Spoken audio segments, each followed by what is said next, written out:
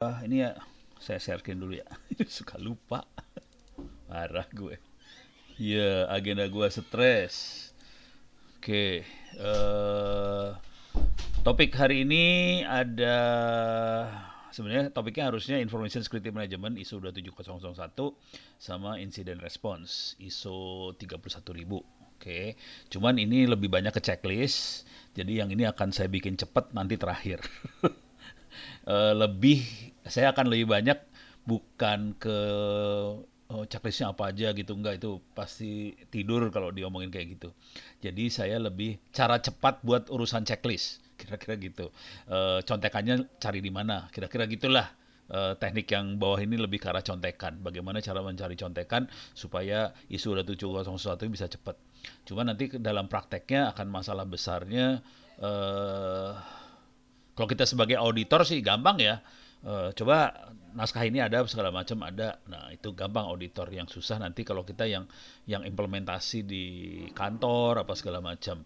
Karena harus nyiapin semua naskah dan itu tewas sih urusannya. Berbulan-bulan. Auditor juga bulanan sih sebenarnya. Untuk hari ini saya akan lebih banyak ke awalnya saya akan banyak ke basic data security. Oke. Karena ini jadi seru. Ini jadi seru banget. Saya baru baca naskahnya Undang-Undang Privacy sama Data Protection (PDP) itu ternyata kacau. Seru urusannya karena nih kalau nggak saya ini dulu ya PDP-nya ya.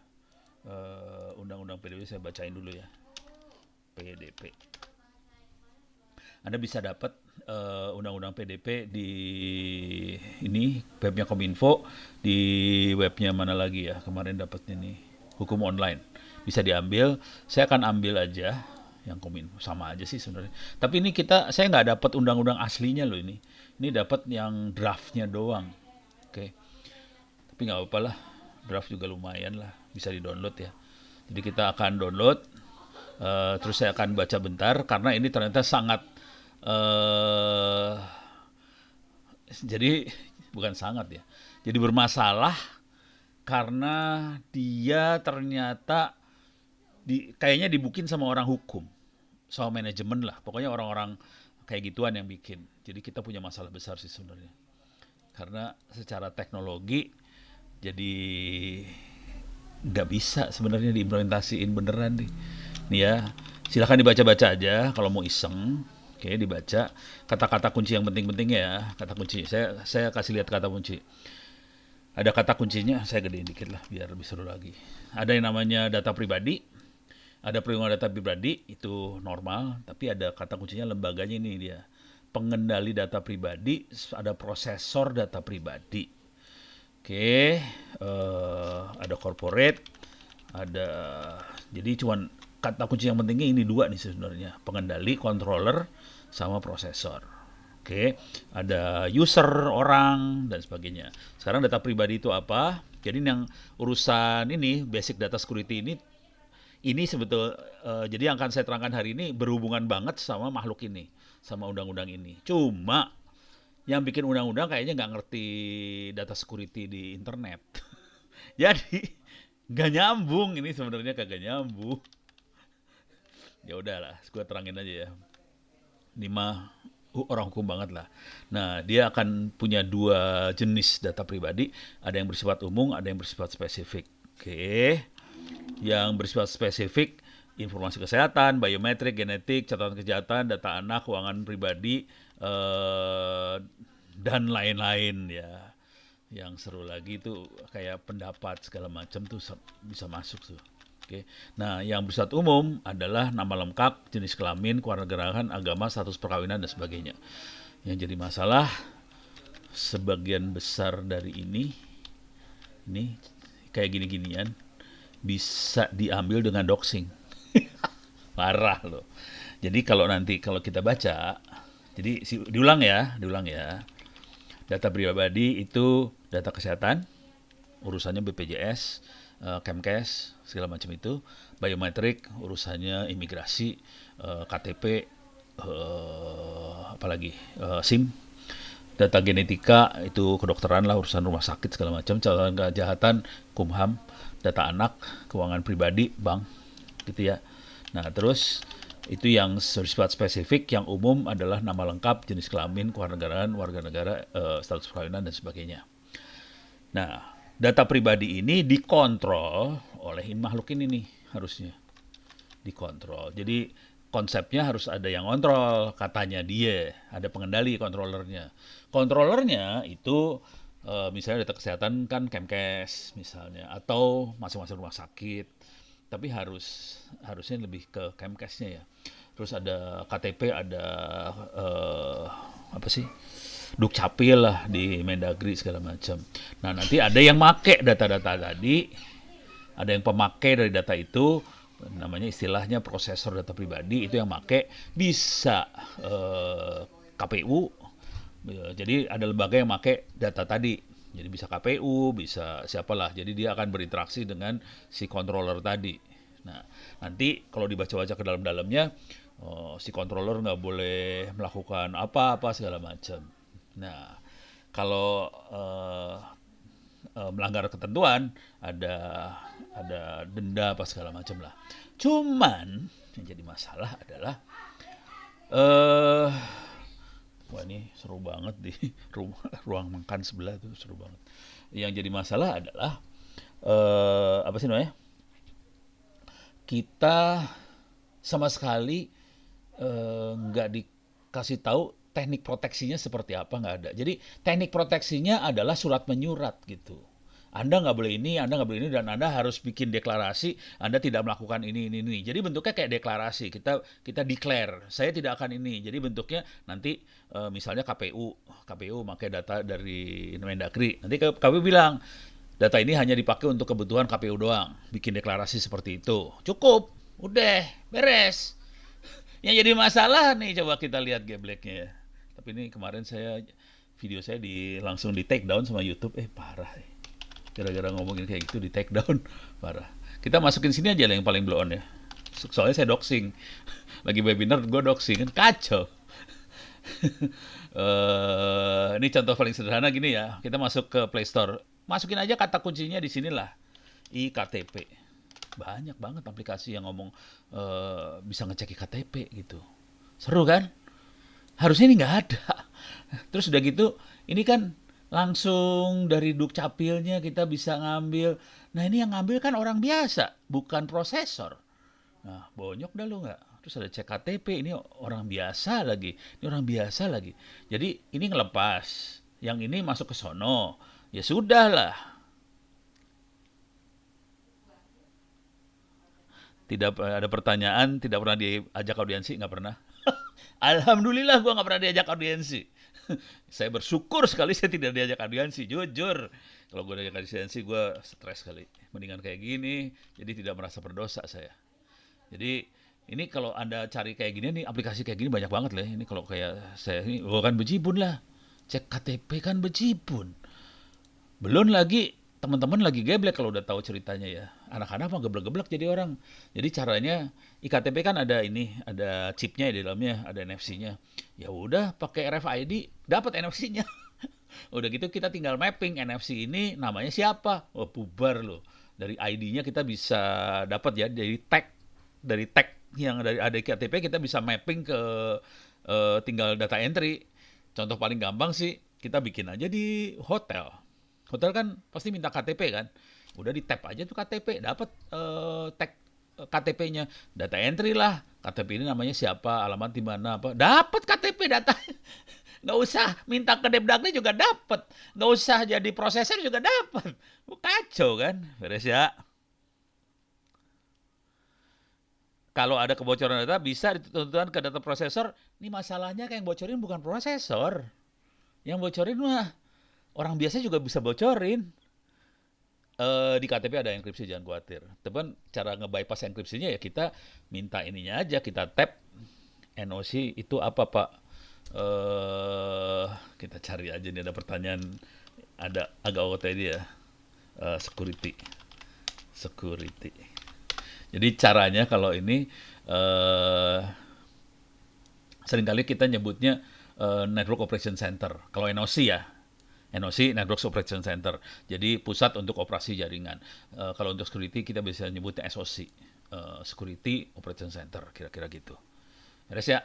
Nah, ini urusan balik lagi ke KTP jadi masalah gitu. Oke. Yang jadi masalah kedua adalah kalau Anda baca-baca nanti ini sorry, mana tadi? Mana tadi undang-undang? Ini dia undang-undang ya. Iya. Ini undang-undang dibaca lagi. Ini di bawah sih ada sih kalau melanggar nanti bayarnya berapa gitu ada deh. Ini sorry ke atas lagi.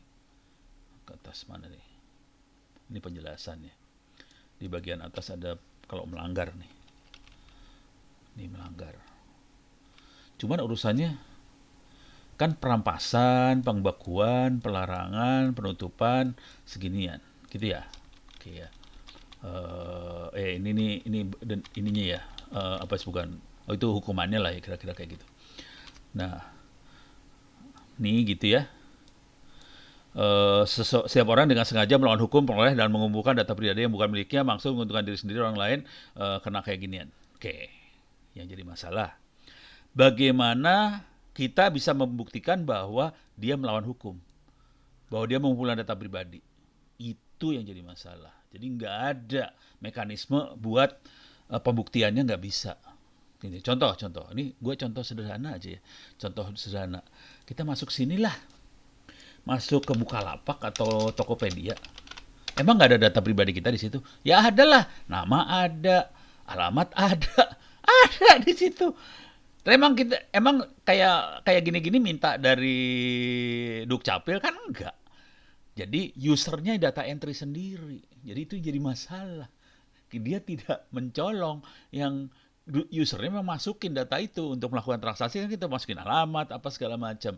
Jadi tidak ada proses nyolong-menyolong, nggak ada, tidak ada dia bukan mengumpulkan data pribadi, usernya dengan senang hati ngasih. Nah, mampus lo kayak gini. Terus gimana caranya? Nah, udah gitu ya. Nah, udah gitu kalau sampai datanya bocor terus gimana? Nah, bocor juga kadang-kadang si platformnya nggak tahu bahwa datanya bocor kan. Nah, terus gimana caranya melindungi data pribadinya? Nggak ada semua di sini. Nah, seru nih urusannya. Pembuktiannya jadi masalah. Jadi apa sih? Barang bukti seperti apa yang sah di pengadilan? Itu yang jadi masalah karena kita tahu semuanya elektronik gitu. Semuanya elektronik, soft copy bisa dirubah-rubah. Jadi Bejorka reborn. Iya. Yeah. Makanya Bejorka susah ditangkap. Oke, jadi ini ya ketentuannya ya. Jadi kita punya masalah seperti itu. Oke, selesai itu masukin dalam kepala. Kita punya namanya PDP, cuman kalau mau diimplementasikan seru banget karena kayaknya yang bikin adalah bukan orang IT ini. Jadi IT-nya nggak kental. Kalau saya udah baca IT-nya nggak kental banget sih. Nih, alat bukti hukum acara ini sesuai dengan ketentuan perundangan yang berlaku gitu aja kalimatnya udah. Alat bukti lain berupa informasi elektronik atau sesuai dengan ketentuan perundangan yang berlaku udah. Jadi dia menyelamatkan diri dengan cepat seperti itu. Nah, tinggal hakimnya ngerti nggak? Ini jujur kejadian di pengadilan kejadiannya seringkali kayak gini nih. Soalnya saya pernah juga nih. Barang buktinya adalah email di print itu jadi barang bukti. La ilaha illallah. Kita tahu sendiri yang namanya email kan soft copy. Bisa kita rubah-rubah. Terus itu jadi barang bukti kan pening kepala urusannya. Jadi itu yang jadi masalah sih. Kalau di negara lain gimana? Negara lain lebih parah sih. Kalau terutama di Eropa makanya GDPR. Oke. Data General Regulation ini di Eropa dan ini sangat strict banget. Akibatnya Amazon apa segala macam kayak Google malah kena ini denda kayak gitu ya. Kayaknya seperti undang-undangnya banyak pasal karetnya. Ya, udah. Kita stop dulu ya urusan politik kita stop dulu. Kita masuk ke teknologi nih ya sekarang buat ngebayangin makhluknya seperti apa. Oke. Nah, sebenarnya dasar utamanya sebenarnya harusnya undang-undang ITE. Undang-undang Informasi sama Transaksi Elektronik. Ini udah disebut sama Mas Hendra undang-undang ITE ya. Nah, silakan diambil slide-nya ada di sini, LMS Ono Center ORID/pustaka. Saya akan nerangin konsepnya dulu ya. Kita bisa masuk ke doc, kemudian masuk ke security. SEC ya, bukan SEX ininya, SEC. Terus di paling bawah ini ada PPT migrasi ke e-commerce. Ini slide dibikin tahun 2000 pada saat Undang-Undang ITE lagi mau dibuat. Jadi dibikinnya waktu Undang-Undang ITE mau dibuat ya. Eh, dan ini yang bikin yang saya dapatnya dari yang bikin Undang-Undang ITE sebenarnya. Jadi saya belajar ke beliau. Udah meninggal. Oke, oops, sorry salah. Saya masuk ke silakan di-download tadi ya filenya.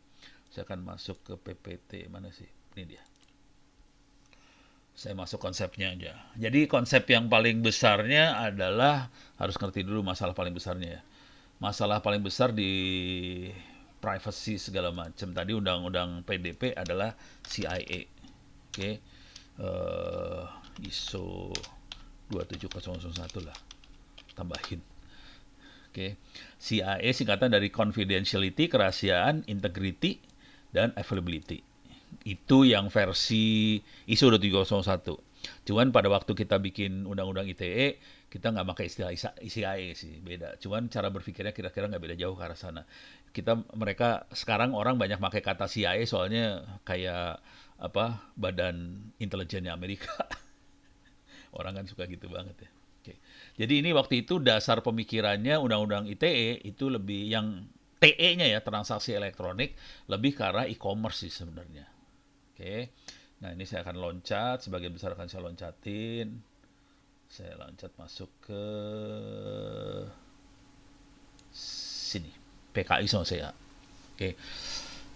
Public Infrastructure Smart Certificate Authority. Oke, yang bikin adalah Mas Arianto Mukti Aribowo, almarhum. Beliau bisa dicari di Google sih. Arianto. Buat menghormati aja nih saya mah. Ari Wibowo. Salah. Oh, sorry. Oke. Salah.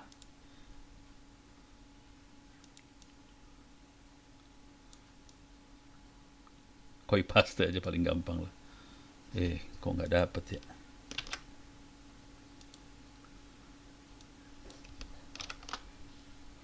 Ini dia. Oke. Ini nisannya. Oke. Nah, jadi saya dapat slide ini dari beliau. Oke. Pesan terakhir beliau, saya juga kaget juga sih sebenarnya waktu itu. Jadi mungkin berapa minggu sebelum dia meninggal, dia kirim email ke saya. No, tolong ilmu saya disebarin ya. Tumben, ada orang kirim email ke gitu ke gue. Nggak lama kemudian meninggal sih, buset dah. Ya udah, jadi sesuai dengan amanat yang dikasih, saya akan coba nyebarin. Cuman ini dibikin tahun 2000 dan ini yang jadi dasar Undang-Undang Transaksi Elektronik tuh yang ini. Jadi Undang-Undang ITE itu ada dua kubu yang masuk. Satu dari UI lebih ke arah transaksi elektronik, satu lagi dari UNPAD yang lebih ke arah informasi. Jadi kalau kita ngelihat orang-orang UNPAD, lebih banyaknya ke arah informasi, undang-undang informasinya. Kalau UI lebih ke transaksinya dan orangnya ini, gitu ya. Dan kita bisa lihat makhluknya ini kalau kita lihat ini kalau nggak salah Microsoft apa sih Internet Explorer atau apalah ya. Terus yang ini ada juga di Netscape. Tapi kalau poin yang akan saya kasih lihat adalah ininya nih sebenarnya. Ini paling kelihatan di sini paling kelihatan. Di sini ada sertifikat manusia kita, orang lain, website sama signer yang tanda tangan. Signer ini adalah certificate authority. Siapa yang bisa ngasih tanda tangan bahwa sertifikat ini valid dan sebagainya. Dan makhluk ini bisa kita lihat di sini bisa kita lihat ininya nggak ya? Saya suka lupa-lupa gitu. Kagak ada. Ini mah bukan. Settingannya dia ada di mana sih? Lupa gue. Ini cari settingan sih sebenarnya. Di sini ya. Oh, ini dia kayaknya. Iya, setting. Oke, saya masuk ke setting, saya gedein lah biar. Jadi tadi di update ini ya, update, setting, kemudian di sini ada privacy sama security. Oke. Dan di bagian bawah ada security lagi. Di bagian bawahnya lagi adalah manage security keys. Ada manage sertifikat. Oke. Ini adalah dasar dari Undang-Undang ITE. Oke, dasarnya ini sih sebenarnya. Kalau kita masuk ke sini, salah.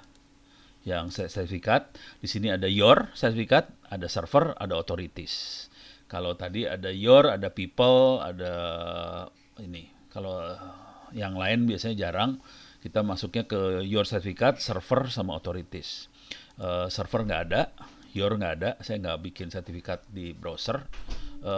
Server juga nggak ada di sini. Nah, yang seru authorities. Authorities adalah lembaga-lembaga yang bisa ngasih cap bahwa kita bisa dipercaya. Kira-kira kayak gitu. Nah, ini jadi masalah besar sebenarnya. Kalau kita nanti baca-baca undang-undang ITE, semuanya harus ditandatangan oleh sertifikat authority di Indonesia. Nah, ini kalau kita lihat kan ini kamera firma, ini SA kayaknya South Africa, ini South Africa, ini nggak tahu dari mana, tapi nggak ada Indonesia loh. Amazon Amerika, Baltimore Amerika, ChatSign nggak tahu dari mana, ini ada Cina, Chunghua Cina, Komodo Inggris ya. Saya sertifikatnya pakai Komodo juga sih. Jadi gue kagak pakai Indonesia. Sertifikat yang Ono Center itu bukan Indonesia, makanya Komodo. Oke. Ini semua. Jadi kita banyak yang kayak melanggar hukum. Tapi Komodo udah punya kantor perwakilan di Indonesia. Jadi caranya akhirnya mereka bikin kantor perwakilan gitu aja sih. Tapi sebenarnya makhluknya bukan Indonesia sih. Gitu ya. Ini kalau lihat dari atas sampai bawah, itu nggak ada Indonesianya. Nah, ini yang seru di sini. Untuk bisa jadi sertifikat authority dan diakui oleh browser, nggak gampang. Jadi kekuasaan di internet bukan ditentukan oleh undang-undang ITE, bukan ditentukan oleh undang-undang negara manapun, ditentukan oleh pembuat browser. Jadi kekuasaannya ada di tukang coding browser sih sebenarnya. Karena dia bisa masukin ini. Mampus lu. Lu kagak bisa masuk sini, ya dia nggak diakuin dunia sih sebenarnya. Intinya itu aja. Konsekuensinya kalau kita mau punya sertifikat ya kita harus request ke Komodo lah, kemana, ke DigiCert segala macam. Beres ya? Kuncinya di situ. Karena ini yang akan kasih ngecap bahwa Anda bisa dipercaya. Nah, sekarang saya akan masuk ke cara berpikirnya dia. Kalau waktu awal kita bikin, isunya adalah privacy, autentikasi, integrity, non-repudiation. Ada 4. Let's encrypt free. Iya benar. Cuma let's encrypt harusnya melanggar undang-undang ITE, jangan khawatir. Tapi saya pernah pakai sih. Berapa tahun gitu let's encrypt. Oke. Komodo bayar. Tapi nggak mahal-mahal amat sih bayarnya, ratusan ribu sih. Jadi urusannya duit sih, semua asli duit. Rada nyebelin tapi apa boleh buat lah. Tapi nanti kalau saya kasih lihat, kalau di email, kita prakteknya cuma gini doang sih. Saya kasih lihat prakteknya dulu ya sebelum masuk konsepnya ya. Di email, ini akan kerasa di email banget. Dan ini sangat dibutuhkan kalau kita melakukan transaksi internasional pakai email. Dan ini korbannya, waktu itu nasabah BCA banyak yang kena korban.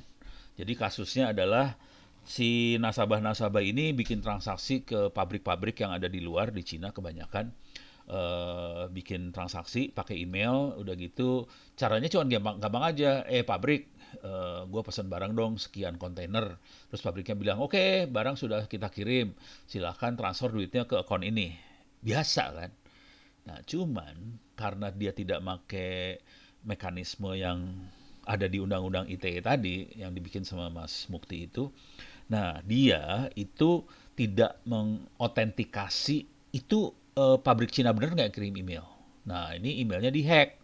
Email dihack, hackernya kirim email ke file ini, dan ini kejadian beneran ya. Saya tahunya kejadian benerannya soalnya waktu itu BCA minta saya, Pono, bisa nggak kita roadshow ke beberapa kota buat sosialisasi ke nasabah-nasabah BCA supaya kalau transaksi internasional ya lu jangan percaya langsung di sana, yang email bener-bener pabriknya bukan gitu. Terus gue kasih lihat, gue demoin cara hackingnya. Kayak waktu hacking kemarin saya demoin cara ngehacknya. Kita bisa kirim email palsu, itu nasabah biasanya percaya, duit ditransfer, bubar. Nah, padahal kalau kita praktekkan cuma gini doang sih.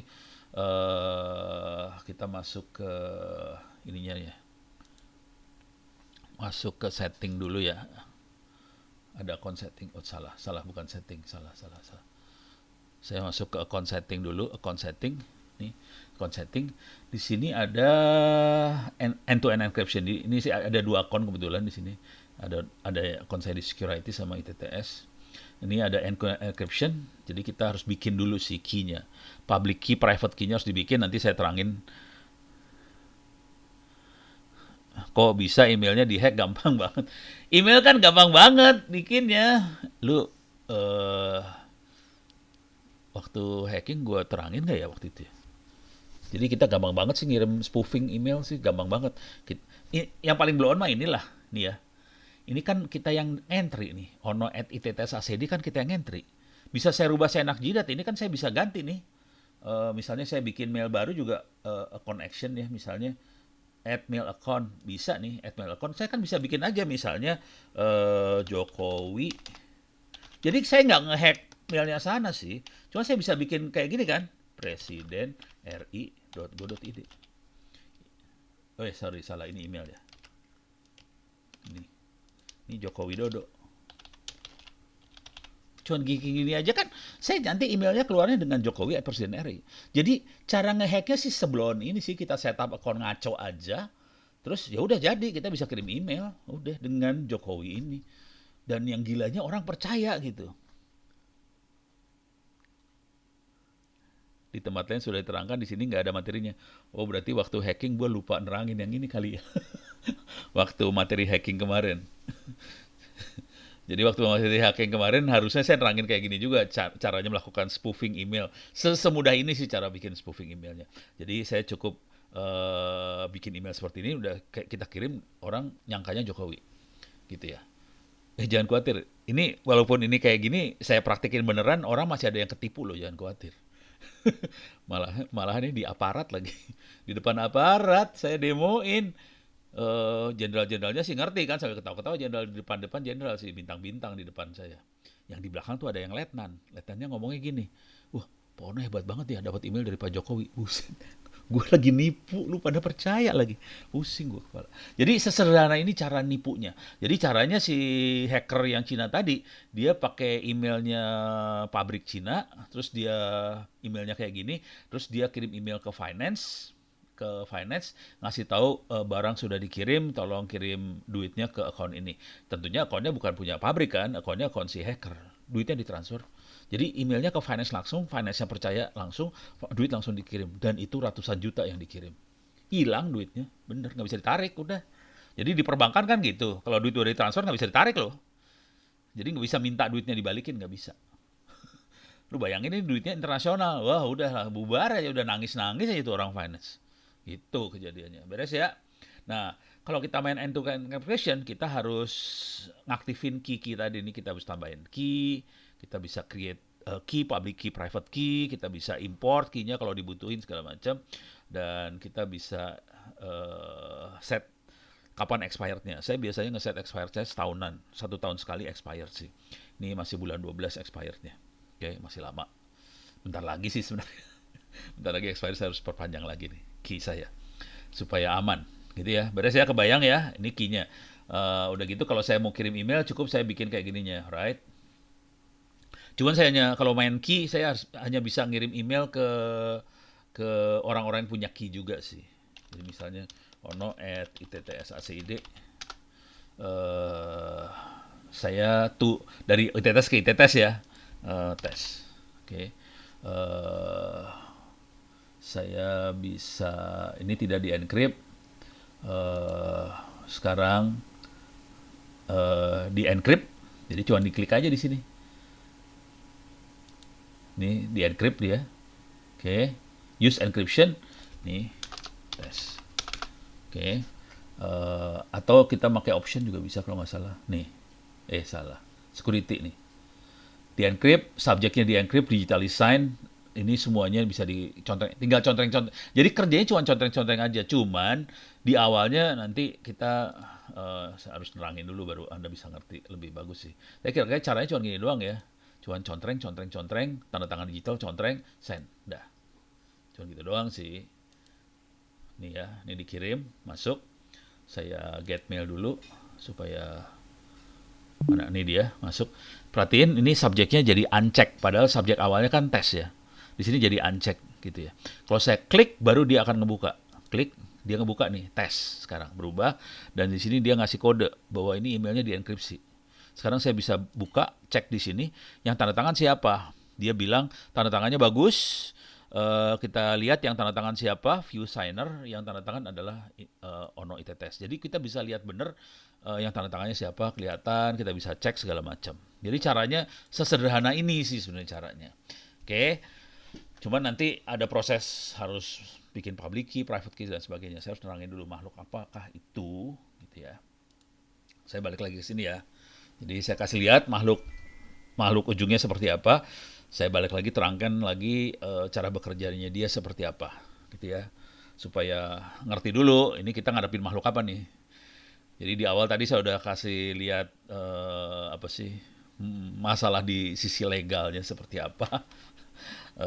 Cuman masalahnya orang legal tuh kadang-kadang rada naif. Pusing saya kadang-kadang. Gue terangin susah banget. Ya udahlah biarin lah. Ya, jadi isu keamanan kayak gini ya. Tadi kalau kita juga kan bisa bikin key atas nama orang lain. Ya, bisa aja. Cuma nanti kan ada masalah autentikasi. Jadi ada dua cara ya. Ada lewat CA, kita minta approval CA, CA akan ngecap bahwa ini memang benar-benar orangnya benar. Oke. Nah, kalau CA akan ngecek dulu, yang benar CA akan ngecek. Ini benar-benar Ono bukan sih, tapi kalau CA biasanya urusannya bukan personal ya, lebih ke server. Ini servernya siapa segala macam. Nah, dia akan ngecek DNS-nya bener nggak, apanya, semuanya dicek banget tuh sama CA. Waktu saya apply buat Komodo ya dicek banget. DNS-nya udah jalan belum? Ini IP-nya bener nggak, apa segala macam. Kalau udah confirm semuanya bener, udah baru ditanda tangan tuh sertifikatnya gitu. Kalau nggak dapat. Itu lebih ke arah server. Nah, kalau untuk personal seperti tadi email, saya harus ngirim public key saya ke tujuan. Jadi kita share public key satu sama lain. Jadi kita udah kenal dulu, orangnya kenal, kemudian kita bisa share public key. Dengan cara itu kita bisa tahu, oh ini public key yang benar, ini public key yang bohong. Jadi sebelum transaksi dilakukan kita kenalan dulu dan kita yakinin satu sama lain, kita kenal, kita tahu bahwa ini Ono yang benar, ini Sana yang benar, terus kita share public key kira-kira gitu. Dengan cara ini kita bisa meyakinkan privacy, autentikasi, integrity, non-repudiation. Non-repudiation adalah barang bukti yang tidak bisa disangkal di pengadilan. Nah ini yang seru karena pengadilan kita hakimnya nggak ngerti ini sih sebenarnya. Lu nerangin public key, private key, bengong langsung apa itu.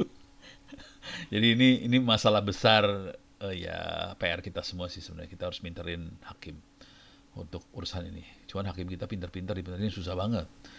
Jadi kalau udah pernah ngadepin orang-orang kayak gitu, seringkali kita harus nerangin, tapi mereka nggak peduli gitu kan. Pening kepala urusannya. Tapi kira-kira isu gedenya ini, oke. Urusan mereka nggak peduli itu cerita lain ya. Tapi secara teknologi mampu membuat bahwa kita bisa ngasih lihat barang bukti dan barang buktinya ini buat orang sana si terdakwa nggak bisa mungkir bahwa oke, dia yang tanda tangan gitu. Kira-kira gitu ya. Nah, sekarang kita lanjut. Jadi ini penjelasan tentang kerahasiaan keutuhan. Kerahasiaan adalah confidentiality ya, C-nya tadi, data tetap rahasia, orang lain yang tidak berkepentingan nggak bisa baca. Jadi teknologi harus menjamin itu, confidentiality. Teknologi harus menjamin integritas data. Jadi kalau ada, kita misalnya transaksi Rp10.000, angkanya tidak berubah jadi 100.000, 10 juta, gitu kira-kira gitu ya. Dan kisah seperti itu banyak banget kan.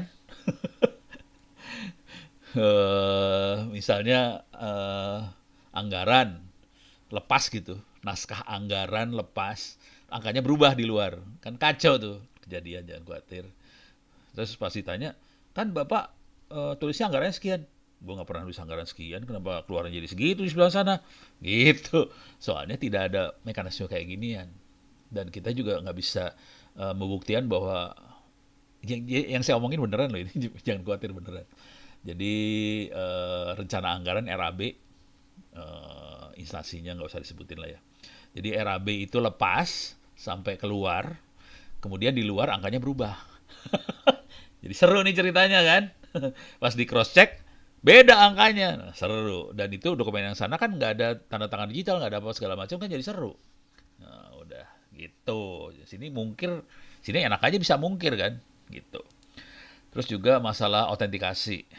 Ini kalau dilihat ini naskah ini dibikin waktu tahun 2000, berarti presidennya waktu itu Gus Dur. Eh, apakah benar presiden @gusdur.com itu benar-benar Gus Dur? Nah, ini autentikasi itu tadi. Kayak tadi saya bikin Jokowi @presidenri.go.id. Nah, benar nggak itu Jokowi gitu kan ya. Dan yang paling penting dari semua adalah pembuktian tak tersangka. Nah, ini susah banget urusannya. Oke. Nah, kita lanjut. Sekarang teknik kriptografi. Jadi urusan ke sini ujungnya kriptografi, enkripsi dan sebagainya. Ada dua jenis kriptografi. Kriptografi yang pertama adalah symmetric kriptografi. Jadi kunci buat encrypt dipakai buat decrypt. Gitu ya. Jadi ada teks di encrypt, terus dibuka di sananya decrypt. Yang jadi masalah key-nya harus dikirim, harus kirim ke semua entitas yang melakukan enkripsi tadi. Nah, ini jadi masalah untuk diskusi kunci rahasia tadi. Kalau di tengah jalan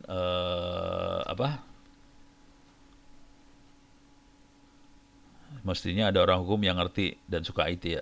Harusnya seperti itu sih. Harapannya seperti itu. Harusnya ada sih sebenarnya. Jujur ada orang hukum yang ngerti IT. Di UI ada dosen hukum Pak Edmond Makarim. Saya kasih tahu lah. Ini Edmond Makarim. Edmond Makarim. Ini orangnya. Ini S1-nya di BINUS ya. S1-nya di BINUS. BINUS lagi Gundar Dharma. Dia S1-nya 2 di Gundar IT, kemudian di UI dia hukum. Jadi dia ada tuh, lihat ada Eskom, ada SH. Dia punya 2 S1.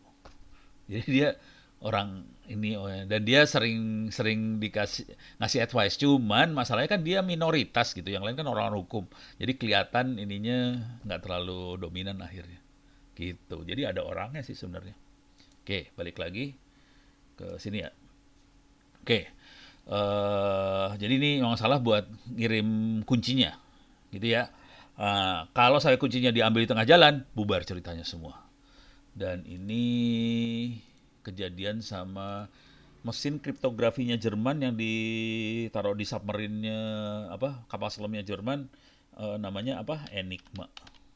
Enigma. Ini dia mesinnya. Enigma submarine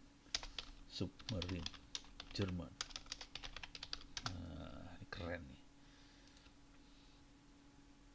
Nah, ini mesinnya. Oke. Ini yang udah tenggelam.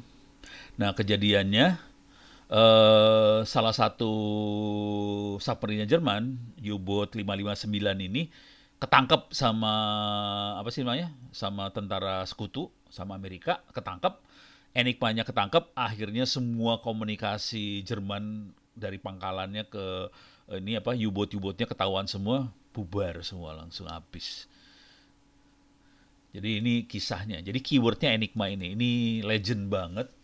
Dan ini yang membuat Jerman ambis. Kalau Jepang caranya tidak pakai Enigma, dia pakai kata-kata sandi. Jadi dia samarin, dia ganti kata-katanya gitu. Jadi kata yang dia rubah. Kalau Enigma ini encrypt. Jadi katanya di random sama dia. Jadi hurufnya jadi ngaco-ngaco aja semua. Kalau Jepang dia pakai kata sandi. Jadi bukan pakai enkripsi, beda. Lebih, tapi akhirnya ketahuan di Pasifik ya. Di mana sih? Kalau Jepang yang waktu kalahnya kan bukan Hawaii. Sesudah Hawaii itu apa sih? Lupa. Midway. Anak gua yang tahu. Midway. Ini hancurnya di Midway. Silakan lihat film Midway ini. Ini keren banget nih. Bagaimana cara mendekrip transmisi Morse-nya Jepang. Dia tidak pakai enkripsi gayanya Jerman. Dia pakai kata. Jadi kata-kata yang dirubah gitu. Beres ya? Oke. Jadi ini ada intermezzo urusan enkripsi lah. Oke, balik lagi sini. Ini beres. Nah, kemudian dikembangin yang namanya public key cryptography. Jadi kalau yang ini key-nya sama kan, encrypt sama decrypt key-nya sama, kemudian kita bikin lagi public key cryptography. Ini ada 2 key, dia ada sepasang kunci, ada public key, ada private key. Public key disebarin ke semua orang, boleh ngambil public key-nya, private key-nya disimpan sama kita. Jangan sampai jebol, jangan sampai hilang private key-nya. Bahkan private key kadang-kadang bisa berupa sidik jari, retina mata, muka orang dan sebagainya. Oke. Ini dipakai buat tanda tangin pesan, ngirim surat rahasia dalam amplop yang tidak bisa dibuka orang lain. Dan teknik ini juga dipakai sekarang buat tanda tangan dokumen juga.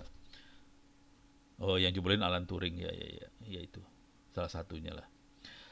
Prinsipnya sama dengan SSH public key. Ya sama lah ini. Ya ini keluarnya jadi SSH sih. Jadi aplikasi yang kita pakai SSH, nanti ada PGP segala macam. Intinya kayak gini sih, bener ya. Oke. Nah, kita lanjutkan. Jadi yang tadi simetrik, yang ini asimetrik. Jadi kalau ada orang mau ngirim mail ke saya, jadi dia harus dapetin public key-nya Ono dulu, kemudian teksnya di-encrypt pakai public key-nya Ono, teksnya udah ke-encrypt, dikirim, yang bisa buka hanya Ono aja, private key-nya Ono. Oke. Dengan asumsi bahwa hanya Ono yang pegang private key. Nah, kalau di kantoran kadang-kadang private key-nya dikasih sekretaris kan, ya udah sekretaris bisa pura-pura jadi Ono, kira-kira kayak gitu. Ini bahaya nih urusan satu ini nih. Jangan dikasih ke orang lain sebenarnya, cuman banyak pimpinan nggak ngerti kayak ginian, udah gitu ya udah dikasihin aja, bubar ceritanya. Nah, teknologi ini udah pada zaman dulu aja susah buat dihack. Ini dash, dibutuhkan waktu yang 128 bit aja sekian tahun buat ngejebolnya. Hari ini bukan dash, udah pakai triple dash, dan panjang bitnya rata-rata 2048, udah nggak tahu berapa lama buat ngejebolnya. Jadi susah buat dijebol. Ini juga ada yang RC4 segala macam. Ini zaman tahun 2000 ya. Jadi masih zaman dulu banget, 128 bit. Sekarang udah 248 minimal. Biasanya kita makanya 248. 2048 gitu ya. Nah, sekarang cara kerjanya. Apa itu tanda tangan digital? Nah, ini kejadian banget nih. Ini asli kejadian banget. Kejadiannya sih lucu banget sih. Jadi waktu itu saya diminta sama teman-teman di Jawa Barat. Pono, coba terangin tentang ini dong. Pakai Zoom ya, pakai Zoom teman-teman Jawa Barat. Tentang tanda tangan digital. Terus gue bikin, oke, saya bikin surat lah ke Pak RK gini nih. Terus saya selipin tanda tangan saya di sini nih, saya selipin gambar tanda tangan saya di sini ya. Oke. Terus saya nanya di Zoom. Oke. Surat ini sah atau tidak sah? Sebagian jawab sah loh. Parah banget. Gue stres langsung. Serius loh. Jadi banyak orang menyangka bahwa tanda tangan digital adalah tanda tangan yang di-scan, yang ditempel di dokumen. Nah, bubar cara kayak gitu. Dan itu sampai kemarin itu, ini baru sekitar seminggu dua minggu yang lalu kejadiannya. Orang masih nyangka bahwa tanda tangan digital itu seperti itu, dan itu yang sah. Jadi bukan tanda tangan digital yang ada di Undang-Undang ITE, bukan. Padahal kalau kita masuk ke Undang-Undang ITE, tanda tangan digital kayak gini prosesnya. Ini ada teks, ada pesan, masukin ke fungsi hash, dapat sidik jari dari teks tadi. Jadi teks ini dapat sidiknya. Konsekuensinya apa di sini? Kalau teksnya dirubah satu huruf, sidiknya berubah. Ada yang apa? Ada gambar yang dirubah, sidiknya berubah. Jadi ini pokoknya teks berubah aja, sini sidiknya berubah. Oke. Jadi ini mencek integritas data. Beres ya. Nah, kemudian tanda tangan sidik teks itu di-encrypt pakai private key seseorang. Di-encrypt. Jadilah tanda tangan digital. Konsekuensinya tanda tangan digital ada dua yang dimasukin. Satu, integritas data. Yang kedua, otentikasi. Ini yang kirim siapa sih? Seperti tanda tangan sudah pakai QR code. Kalau QR code itu sebetulnya lebih bikin link sih sebenarnya. Ya bisa apa aja sih sebenarnya, boleh aja. Jadi ini dirubah bentuknya jadi QR code, sah, nggak masalah sih, gitu ya. Sekarang hashnya udah 256 ya, ini masih hash yang jadul sih sebenarnya. Tapi kira-kira cara berpikirnya kayak gitu ya. Jadi boleh pakai QR code, bisa juga QR code berupa link juga nggak masalah. Ini bisa jadi QR code kalau mau juga bisa, nggak masalah. Jadi bisa jadi QR code. Jadi bentuknya kayak gitu ya. Dan kalau kebanyakan sekarang mereka bentuknya QR code supaya gampang ngeceknya. Jadi nggak usah diketik atau apa, pakai QR code, dipakai kamera langsung keluar segala macam, sah, nggak masalah. Oke, kita lanjut ya. Sifat tanda tangan digital seperti apa? Dia otentik, bisa dijadikan barang bukti di pengadilan, hanya sah untuk dokumen itu saja dan kopinya. Jadi kalau dokumen itu di-copy, kan persis sama. Tanda tangan digitalnya juga sama juga, nggak masalah. Jadi sah untuk dokumen itu dan kopinya. Yang seru lagi bisa diaudit, bisa diperiksa oleh siapapun. Itu yang penting banget. Oke, jadi bisa diaudit. Konsekuensinya ini bisa jadi barang bukti yang tidak bisa disangkal. Non repudiationnya keluarnya di sebelah sini sih sebenarnya. Karena semua orang bisa ngaudit karena kita bisa ngambil public key-nya. Jadi tadi tanda tangan digital kan di enkripsinya pakai private key ya. Ini kalau dilihat kan private key. Sementara orang lain punya public key kan. Nanti dibuka sama public key-nya, kita lihat teksnya di hash tadi, ini sidik jarinya sama nggak? Kalau udah sama, oh, berarti lu yang tanda tangan gitu. Udah bubar dah lu di sebelah sini. Beres ya. Cuman kita perlu kasih sertifikat. Ini ono bener atau bohong sih, keluar yang namanya sertifikat digital. Oke, digital certificate. Ini tadi yang kalau kita lihat di browser ada your certificate, kita bisa upload. Nah, ini sertifikat digital itu untuk autentikasi kita sendiri. Nah, di sertifikat digital ini harus ada yang tanda tangan di sini. Ada tanda tangan sertifikat certificate authority. Tadi yang Komodo lah, VeriSign apa segala macam tanda tangan di sini ya. Di situ ada informasi ID, country, organisasi, unit, nama dan sebagainya berlaku sampai mana tadi kalau saya kasih lihat di email tadi kan email saya cuma sampai Desember 2022 ya. Terus ada public key saya juga sih taruh di situ. Oh, Adobe kayak gitu ya. Kacaunya Adobe sendiri menyediakan Adobe Sign tanpa autentikasi. Ah, seru dah. Jangan pakai kayak gituan dah. Kalau bisa yang kayak ginian. Kalau ini kita relatif sebetulnya ini sudah diadopsi hampir semua. Jadi kalau kelihat yang transaksi dokumen yang ada di pemerintahan hari ini, mereka udah mulai pakai kayak ginian sih. Cuman CA-nya, jadi pemerintah tuh kadang-kadang cara berpikirnya masih ini wilayah gua, lu harus tergantung gua gitu. Jadi CA-nya itu ada dua, ada di Kominfo sama di BSSN. Oke, padahal kalau kita lihat konsep CA-nya, semua orang bisa bikin CA. Kita juga bisa bikin CA, gampang banget sih bikin CA nih. Ntar saya kasih lihat ya. Pakai di Ono Center aja lah. Juga ada uh, uh, install CA. Nih, oke. Instalasi Universal Security Authority. Ini kita bisa install sendiri CA. Ini ada caranya di sini bawah. Oke. Ini caranya diterangin di sini. Jadi kita bisa bikin CA sendiri sih sebenarnya. Jadi untuk bikin CA sebenarnya, cuman ini belum saya seriusin. Kalau saya ada yang naskah yang lebih serius yang bahasa Indonesia ada juga sih. Oh ini dia. Oh ini dari Let's Script nih. Membuat sertifikat dari Let's Script CA. Ada catatan saya. No, ini. Ini. Oh masih yang tadi. Oke. Jadi CA-nya kita bisa bikin sendiri. Oke. Dan nanti kita bisa tanda tangan, nanti CA-nya ini mengacu ke CA yang mana gitu. Jadi antar CA bisa ngomong satu sama lain sih sebenarnya. Jadi sebenarnya bisa kayak gitu sih. Cuman kita maunya ini bagian gue ya, lu nggak bisa bikin CA, kira-kira kayak gitu ya. Pening lah kepala urusannya. Gua terangin juga susah, ya udahlah. Nasib deh. Oke, lanjut. Jadi kita kalau ada CA ini bisa ngasih tanda tangan dan tadi ini urusannya memastikan bahwa dokumen ini tidak integritasnya bisa dijamin dan yang tanda tangan adalah CCA kira-kira. Tapi di sini kalau di sertifikat harus ada public key apa segala macam ada semua. Beres ya. Nah, sekarang keuntungan dengan mainan dengan seperti ini kita bisa bikin pipa komunikasi yang tertutup antara dua pihak. Jujur kalau teknik yang dipakai di HTTPS itu setengah tertutup. Jadi dia nggak full tertutup, setengah aja. Kenapa setengah tertutup? Karena si klien mengautentikasi server, iya, tapi server tidak mengautentikasi klien. Jadi yang autentikasi cuma satu pihak doang. Klien autentikasi ke server. Contoh kita nge-web ke klik BCA misalnya. Ya udah kita autentikasi ini klik BCA benar atau bohong. Nanti kita cek ke certificate authority-nya, ini klik BCA benar, oke, confirm. Oke. Kalau salah konfirmasinya nanti ada keluar seperti ini, untrusted site gitu kira-kira. Ada warning ya. Kalau Anda pernah lihat website yang bentuknya warning kayak gini, disconnected, untrusted apa kayak gitu, nah itu berarti nggak beres nih. Sertifikatnya nggak beres. ada yang ngehack di tengah jalan, atau sertifikatnya tanda tangan sendiri. Jadi kita bisa aja bikin sertifikat yang tanda tangan kita sendiri. Bisa aja sih, kan gampang bikin kayak gitu. Bisa juga belum bayar renewal, ya bener juga.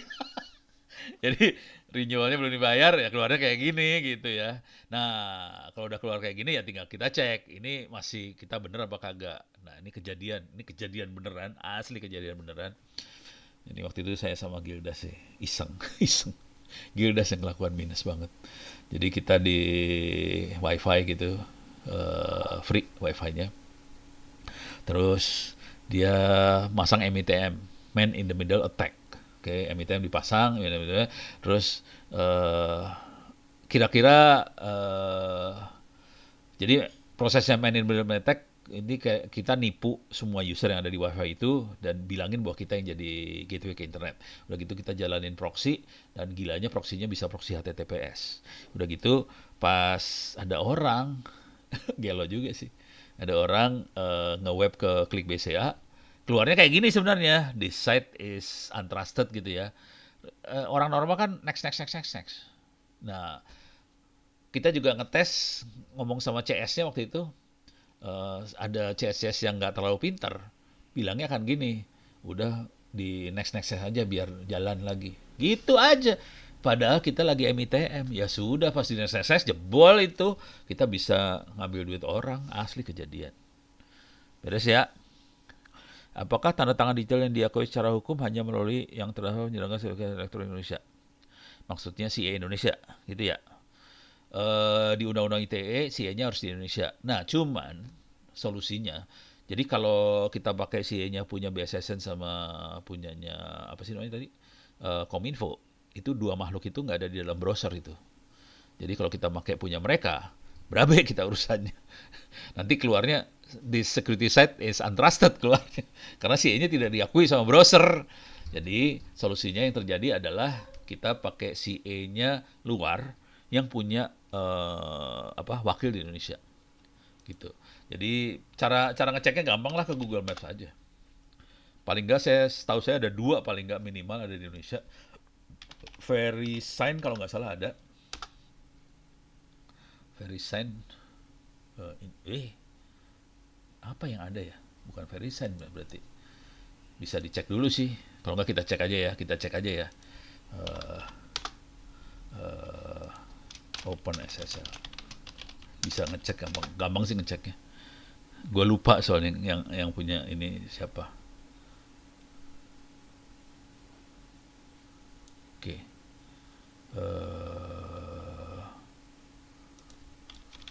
Kita ngecek. Wah, bukan SSL. Jadi bukan Open SSL. Apa ya? Keywordnya ya. Cek bang. Ada nggak? Internet offline. Oh, nggak ada. Itu waktu itu SSL bang. Saya ngecek SSL-nya bang sih. Waktu itu. Kok nggak ada sih? Gue taruh di mana ya? Lupa gue. Oh, di Gchart ya. Coba kita lihat coba di Gchart ya. Jakarta dulu. Jakarta. Sama Komodo juga ada sih. Oke.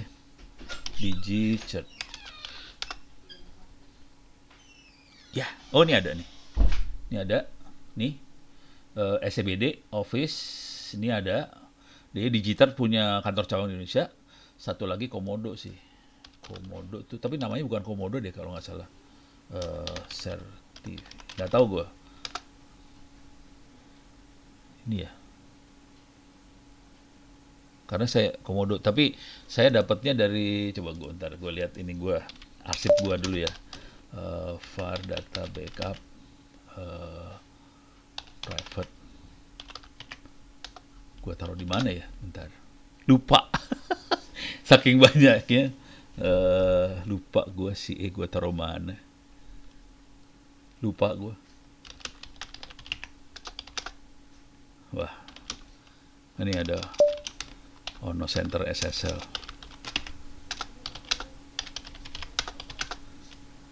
Wah, bahaya nih kalau dibuka. Tapi itu sertifikatnya itu saya harus buka dulu supaya saya tahu perusahaannya apa gitu. Perusahaannya tapi itu dari ini sih gua minta ke hostingan-hostingan ke cloud sih. Jadi requestnya ke cloud. Kira-kira kayak gitu sih. Dan cloud ini yang ngasih sertifikat ke saya. Jadi nggak langsung ke komodonya. Jadi ada ininya di Indonesia sih. Jadi ada kayak distributornya apa wakilnya di Indonesia ada. Jadi nggak nggak parah-parah banget sih. Coba gua cari di sini ya. Cek HTTPS Bank. Oh ini mah nggak dapet.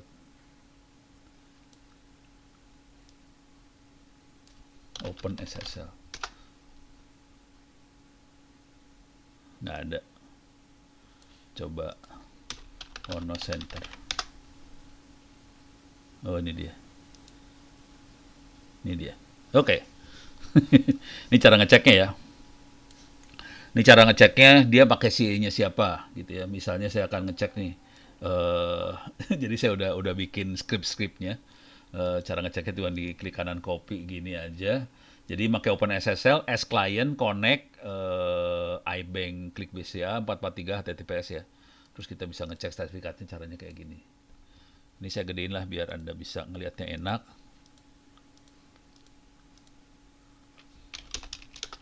Clear layar. Paste. Nah, ini keluar. Ini kelihatan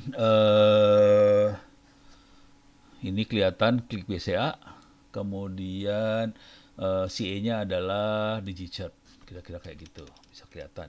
Ini sertifikatnya, kondisinya di encrypt, kemudian di sini ada SSL handshake segala macam. Protokol yang dipakai buat SSL-nya apa dikasih tahu semua di sini sih. Coba kan intinya sertifikatnya tadi dari DigiCert. Oke, kalau mau ngelihat Ono Center bisa dilihat di sini.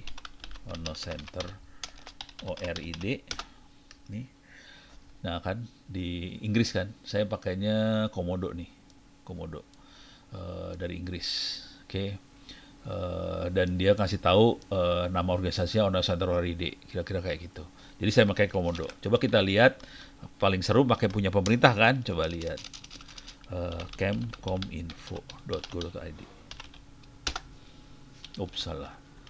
Bukan Kominfo doang, nggak pakai Kem ya. Oke. Nah, dia pakai global sign. Jadi kelihatan. Berarti global sign harus ada di Indonesia juga. Kalau nggak dia melanggar hukum. Kita coba lihat apa yang lagi ya. Apa ya? Yang go ide lagi ya. Misal yang militer lah. TNI AU au.mil.id. Oke. Dia pakainya ini kayaknya sama dengan saya nih. Pakai Komodo juga nih. Ini kan kelihatan Salford juga ya. Pakai Komodo juga. Ini C-nya hilang di sebelah sana. Bukan Komodo, ini Sektigo.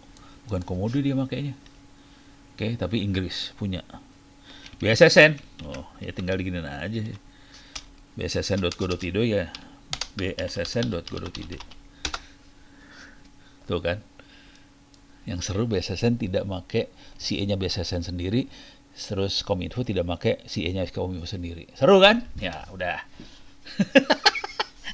Pokoknya kalau gini, kalau udah ngeliat kayak ini, kayak kadang ketawa-ketawa sendiri sih. Udah kita lihat aturan, udah gitu ngelihat kondisi real di lapangannya kan jadi ketawa kan. Gitu ya. Beres ya? Lanjut. Cuman kalau HTTP itu hanya autentikasi satu pihak ya. Jadi kita mengautentikasi si server.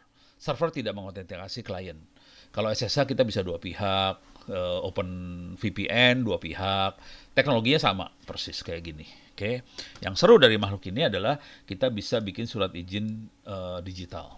Contohnya aplikasinya adalah paspor digital. Itu kayak gini kira-kira cara berpikirnya juga. Konsekuensinya kalau database-nya ditaruh di komputer, kalau paspor ya, kita taruh di komputer di lokal di airport, ya udah bisa offline jadinya. Memang tidak ada yang lokal ya. Ada, BSSN punya, cuman kan nggak dimasukin ke ini, tidak dimasukin ke apa sih namanya, ke browser. Jadi yang masalah dengan CA adalah CA-nya harus masuk ke browser, nggak bisa kita bikin CA gitu. Tapi kalau nggak ada di browser nanti orang dapatnya untrusted gitu. Supaya jadi trusted harus ada di browser. Caranya kita bisa upload sertifikat CA itu manual ke dalam browser bisa aja sih. Cuman kan nggak lucu kalau kita pakai buat satu Indonesia semua harus ngupload. Ada berapa juta, ada 100 juta user internet Indonesia harus upload ke CA-nya BSSN atau Kominfo ke browser di handphone segala macam kan seru urusannya kan. Nggak bisa digituin. Jadi kita harus nego sama browsernya supaya CA-nya masuk ke dalam browser. Dan kayak pemerintah kita nggak sanggup sampai nego seperti itu. Karena mereka harus ngaudit sih. Auditnya kira-kira gini ya. Kira-kira lu jadi CA lu bisa dipercaya nggak sih? Soalnya hati-hati dengan main CA ya. CA itu bisa melakukan penyadapan loh, hati-hati. Jadi nggak segampang itu buat masuk ke dalam browser. Soalnya browsernya harus bisa percaya sama lembaga yang menjalankan CA tadi. Soalnya CA bisa nyadap, hati-hati. Makanya artinya CA-nya kita nggak dipercaya sih. Oke, tanda tangan digital udah tadi, ini udah. Nah, sekarang kita lihat proses transaksinya ya. Jadi kalau kita lihat secara umum transaksi yang terjadi kira-kira kayak gini. Yang normal ini kalau ini teks ini teks ya. Teks kalau dikirim kan cuman klik send sampai ke ujung sebelah sini dan kita bisa membaca. Nah, tadi kita harus mempertahankan masalah, kita harus menjaga masalah autentikasi, terus integritas data, terus kerahasiaan dan sebagainya harus dipertahankan semuanya. Jadi prosesnya jadi ribet seperti ini, saya akan bahas secara cepat banget. Jadi pertama teks, masukin ke fungsi hash, dapat sidik jari teks atau message digest, di-encrypt pakai public key, salah. Di-encrypt pakai private key si pengirim, di sini Alice. Oke. Jadi diulang teks, fungsi hash, dapetin message digest, di-encrypt pakai private key pengirim, dapat tanda tangan digital. Tanda tangan digital ditambah dengan teks itu, tambah dengan sertifikat digitalnya si Alice dijadiin satu file, di append gitu, satu file, di-encrypt pakai symmetric key. Dapat message yang di-encrypt. Nah, yang jadi masalah symmetric key ini harus dikirim ke ujung sebelah sana dan orang lain nggak boleh sampai bisa ngebuka symmetric key tadi. Supaya symmetric key bisa sampai ke ujung sebelah sana dan tidak bisa dibaca sama orang lain, tidak bisa diambil sama orang lain, caranya symmetric key-nya di-encrypt pakai public key-nya Bob. Oke. Supaya hanya ini kan yang ujung sebelah sana Bob ya. Jadi symmetric key di-encrypt pakai public key-nya Bob. Hanya Bob yang bisa dibuka, kita punya digital envelope. Jadi kita punya message yang di-encrypt sama amplop digital. Message di-encrypt dan amplop digital dikirim, orang nggak ada yang bisa buka sama sekali. Karena yang bisa buka hanya Bob yang punya private key-nya. Oke, nah sampai di ujung sebelah sana digital envelope-nya dibuka, di-decrypt pakai private key-nya Bob, dapat symmetric key ini. Symmetric key ini dipakai buat buka message yang di-encrypt. Jadi message yang di-encrypt di-decrypt pakai symmetric key yang dihasilkan dari digital envelope tadi. Ini dapat semua nih. Message, tanda tangan digital sama sertifikat digital dapat. Pada titik ini kita bisa baca. Jadi udah bisa baca sih sebenarnya. Jadi message bisa kebaca. Yang jadi masalah di kita adalah yang kirim benar-benar si Alice bukan. Teksnya benar-benar ini bukan. Dirubah nggak teksnya di jalan? Caranya kita harus bandingkan message digest nih sekarang. Jadi si teks masukin fungsi hash yang sama yang sebelah sini dapatkan message digest. Nah, terus dari tanda tangan digital di decrypt pakai public key-nya Alice, public key-nya bisa diambil dari sertifikat digitalnya Alice, dapat message digest. Dua message digest di compare, kalau sama beres urusannya. Ini ada yang nanya, komunikasi dengan saya selain Twitter kemana ya? Oke, saya tulis aja ya. Sebaiknya sih pakai Twitter. Bukannya apa sih, biar semua orang bisa ikut pinter lah. Jadi kalau Twitter saya ini, kalau mau komunikasi pakai email, bisa ke ITTS ACD, bisa juga ke Indonet. Saya punya masalah sedikit dengan Indonet karena Indonet menjalankan program buat anti spam otomatis. Jadi ada kadang-kadang ada yang email yang kena anti spam. Jadi kalau kan programnya juga nggak pintar-pintar amat ya. Jadi kalau ada yang dia nyangka itu spam, emailnya bakal di delete. Jadi kalau mau aman kirim dua sekaligus, TTS sama Indonet. Cuman saya lebih prefer pakai Twitter supaya orang banyak bisa pinter, itu aja sih. Kan tujuan hidup saya bikin orang pinter. Tapi kalau kalau mengirim duit jangan lewat Twitter, pakai email aja. Public key-nya Bob bisa saja diambil oleh Alice pada saat Alice kirim pesan. Ini teorinya kayak gini. Jadi bisa aja sebelum ini dilakukan Bob ngirim public key ke Alice. Bisa aja sih. Nah ini saya kasih contoh ya. Cara ngirim public key gampang banget sih. Misal gini, saya akan write. Oke, saya akan kirim mail ke email-email saya lah. Ono ITTS, terus koma, sorry, ono at Indonet, sama ono purbo at security. Saya akan kirim public key ya, public key OWP. Oke. Caranya gampang, cuman security. Sorry, ini digital sign. Nih, ini udah saya contreng nih. My public key sudah di ini ya, sudah saya attach langsung. Karena udah saya contreng sih. Kalau nggak mau saya kirim, kita buka kayak gini, udah nggak kekirim. Cuman kalau saya contreng ini, saya klik, saya udah attach nih. Ya cuma gini doang sih ngirim public key. Ini saya kirim, send. Oke. Biar dia ngirim dulu. Oke. Nah, ini kalau di sini langsung keluar ada public key OWP. Saya klik di sini. Nah, ini ada Open PGP ASC belakangnya. Saya klik, sorry, bisa saya langsung klik kanan ya. Import Open PGP key, accept, verified, import. Nah dia langsung tahu. Jadi masuk ke manage key. Jadi ada manajemen key di dalam Thunderbird. Dia langsung, oke, ini public key-nya punya owner masuk daftar. Kira-kira kayak gitu. Kalau mau ngelihat manajemen ini juga saya bisa. Ini kebetulan ada di sini semua sih. Saya get mail dulu ya. Ini yang Ono Purbo Security ada di sini juga sih. Curang banget ya si Ono. Import, saya accept, import, masuk. Oke. Nah, sekarang kita bisa masuk ke manajemen key-nya sih sebenarnya. Manage mana key? Mana ya? Tool. Mana dia? Oh ini dia, Open PGP Key Manager. Adanya di tool, ada Open PGP Key Manager. Nah ini adalah key-key yang bisa dipercaya sama saya, ada di sini semua. Oke. Ini ada yang punya si Amar, ada punya. Ini ada yang warnanya ada yang hitam, ada yang abu-abu ya. Kalau yang abu-abu yang expired. Jadi key expired ada, tapi key yang bisa dipercayanya yang hitam, yang selalu diupdate. Oke. Jadi key yang percaya yang hitam. Ini ada yang ngirim saya sertifikat saya yang baru apa segala macam.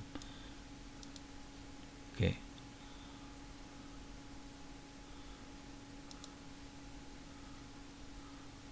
Nih. Suyanto, ini sertifikat saya gitu. Dia ngasih. Oke. Jadi di antara kita, jadi tekniknya di antara kita adalah sebelum komunikasi dilakukan kita saling ngirim ini sertifikat. Ini sertifikat saya, ini sertifikat saya, ini sertifikat saya. Jadi kalau pakai email kita tidak pakai CA sih sebenarnya. CA tidak dipakai di email. Tapi kalau mau pakai CA juga bisa di email, cuman lebih ribet urusannya. Kalau kita biasanya udah lihat kita bikin key, udah gitu gua kirim. Ini kayak ini saling ngasih tahu ini sertifikat gua, ini sertifikat gua. Kayak gitu saling ngasih tahu aja sih. Oke, jadi caranya saya kirim public key. Bentuknya seperti apa public key? Coba kita masuk ke Indonet. Soalnya Indonet itu saya nggak kasih public key di sini. Jadi kalau mau komunikasi yang secure-nya bukan lewat Indonet sih. Ini saya buang, ini saya buang. Banyak banget ya. Ini buang, buang, buang. Delete. Oke. Ini ada public key. Oke. Oke. Ih, lama banget ya. Saya pengen ngasih lihat aja bentuk public itu seperti apa. Ini ada, kayak kita download ya. Ini udah download. Kita akan buka, bentuknya seperti ini. Ini public key bentuknya kayak gini. Terus ya. Jadi public key sendiri bentuknya kayak gini, udah eh, cacing-cacing crual-crual kayak gini. Jadi kalau mau ngirim sebenarnya file ini di attach aja, dikirim aja, udah cuma gini doang sih. Public key bentuknya kayak gini. Terus ya, sip. Stres kan? Oke. Aduh, udah mau jam 9 ya. Waduh, waduh, waduh, waduh. Jadi mudah-mudahan udah kebayang ya makhluk-makhluk ini. Kita bisa pakai ini buat encrypt, decrypt dan sebagainya. Atau gua kasih lihat encrypt decryptnya juga ya sekalian ya. Masuk ke wiki saya. Oke, bentar. Mana wiki gue? Uts, salah, salah pencet. Oke.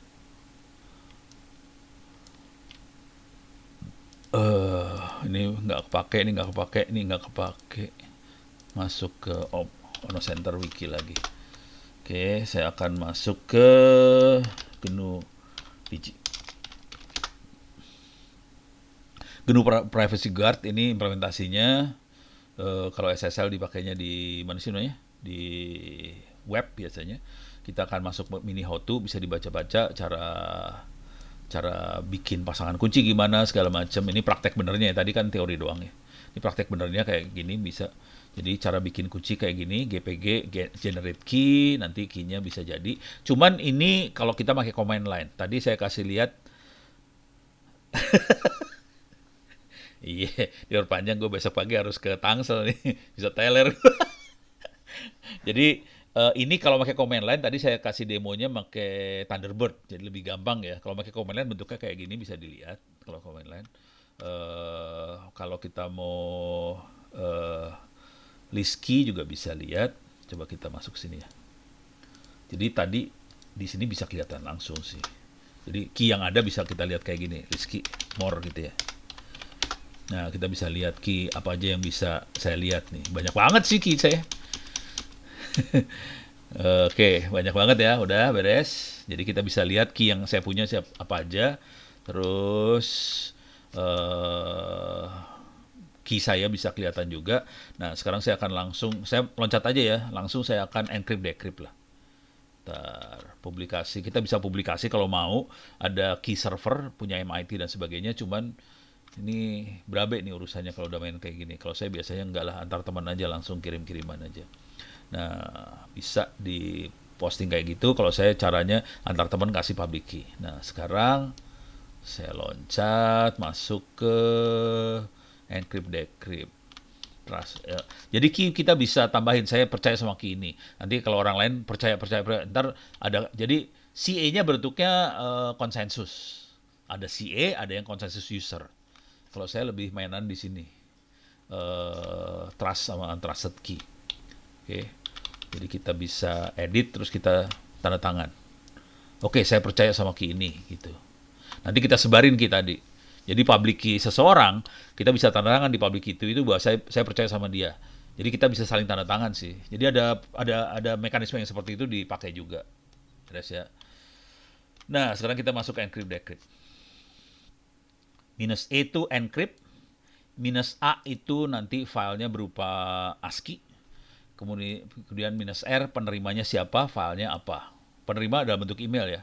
Penerimanya siapa, emailnya apa. Nah, kalau decrypt, decrypt output file yang akan di decrypt apa, yang belakangnya ASC. Kalau dia bentuknya ASCII. Kalau dia binary, belakangnya GPG biasanya. Oke. Jadi ada dua jenis nanti filenya, ada yang berupa ASCII, ada yang binary. Saya biasanya ASCII aja, nggak masalah. Jadi walaupun dikirim nggak akan kebaca. Coba kita teks di sini ya. mkdir test. Saya bikin folder test aja ya. cd test. Clear layar. Oke. Touch atau langsung VI aja ya. Ini percobaan.txt. Ini percobaan.txt. Ini percobaan aja gitu isinya. Jadi kita punya gede. Oke. More. Ini percobaan txt. Nah, isinya cuma kayak gini doang ya. Oke. bisa kita baca. Sekarang saya akan encrypt ya. GPG minus encrypt minus ASCII minus penerimanya siapa, misalnya penerimanya adalah ono@itts.ac.id, filenya teksnya adalah ini percobaan.txt. Oke. Sudah saya enter. Kalau kita ls ada dua file nih, ini file asli, ini belakangnya .asc karena saya kasih dalam bentuk ASCII. Kalau yang more ini percobaan teks kayak gini bentuknya. Oke, coba tambahin ASC-nya. ASC, mampus lu. Bentuknya mulai horor. Beres ya? Karena di encrypt dia. Nah, kalau udah kayak gini, ini file teks ini bisa kita kirim pakai email ke tujuan juga bisa. Yang bisa baca hanya yang punya private key-nya ini ya. Jadi misalnya, jadi waktu kita bikin public key private key, kita identitasnya pakai email biasanya. Nah, tidak. Jadi misalnya kita udah punya public key-nya jadi public key-nya tujuan kita udah ada dalam PGP list itu, udah kita masukin, ya udah kita kalau mengirim tinggal gini aja. Jadi ini teknik kirim yang pakai command line ya. Kalau tadi saya kasih lihatnya pakai Thunderbird ya, bisa juga lebih enak kalau Thunderbird. Ini pakai command kayak gini, ini tinggal di attach aja. Sekarang kalau mau dibuka, cuman gini aja, clear layar, gpg minus decrypt. Ntar gue lupa perintahnya apa sih tadi? Minus output file, input file. Minus output file. Nah, output file saya ganti nama ya. Ini hasil decrypt.txt. Oke. Input filenya adalah ini percobaan.asc. Gitu ya. Jadi nanti nama filenya ini hasil decrypt.txt. Inputnya ada .asc belakangnya. Saya enter. Oke. Langsung dia bilang ini di encrypt pakai key-nya panjangnya 3072 bit. Oh, keren banget ya, bukan 2048. 3072 men. Eh, jadi yang apa? ID-nya dibuat ini dari Ono ITTS. Ketahuan identitasnya siapa segala macam. Sekarang kita lihat more. Ini hasil decrypt. Sama isinya persis. More ini percobaan. Sama isinya. Ini sama persis. Gitu ya. Tapi yang tadi di encrypt. Oke, beres ya. Oke, ada pertanyaan? Nggak ada. Kita masuk ke urusan ISO 2701 sama apa sih tadi? Ini ya. RIS ini. Sorry, gue punya waktu sekitar 30 menit lebih. Cukup lah. Itu mah gampang. Oke, saya masuk ke sini, masuk ke Cyber Army. Jadi ini slide yang bikin teman-teman Cyber Army sih. Yang lebih sakti mereka daripada gua sebenarnya. Kita masuk ke insiden response lah. So, forensik. Forensik udah diterangin kemarin ya. Ini lebih bagaimana caranya kita merespons kalau ada insiden. Sama risk manajemennya seperti apa. Bagaimana memanage risk gitu ya. Jadi kalau di cyber security tujuan utamanya adalah mengidentifikasi, mitigasi, sama manage risk. Kira-kira kayak gitu. Risk itu ada macam-macam.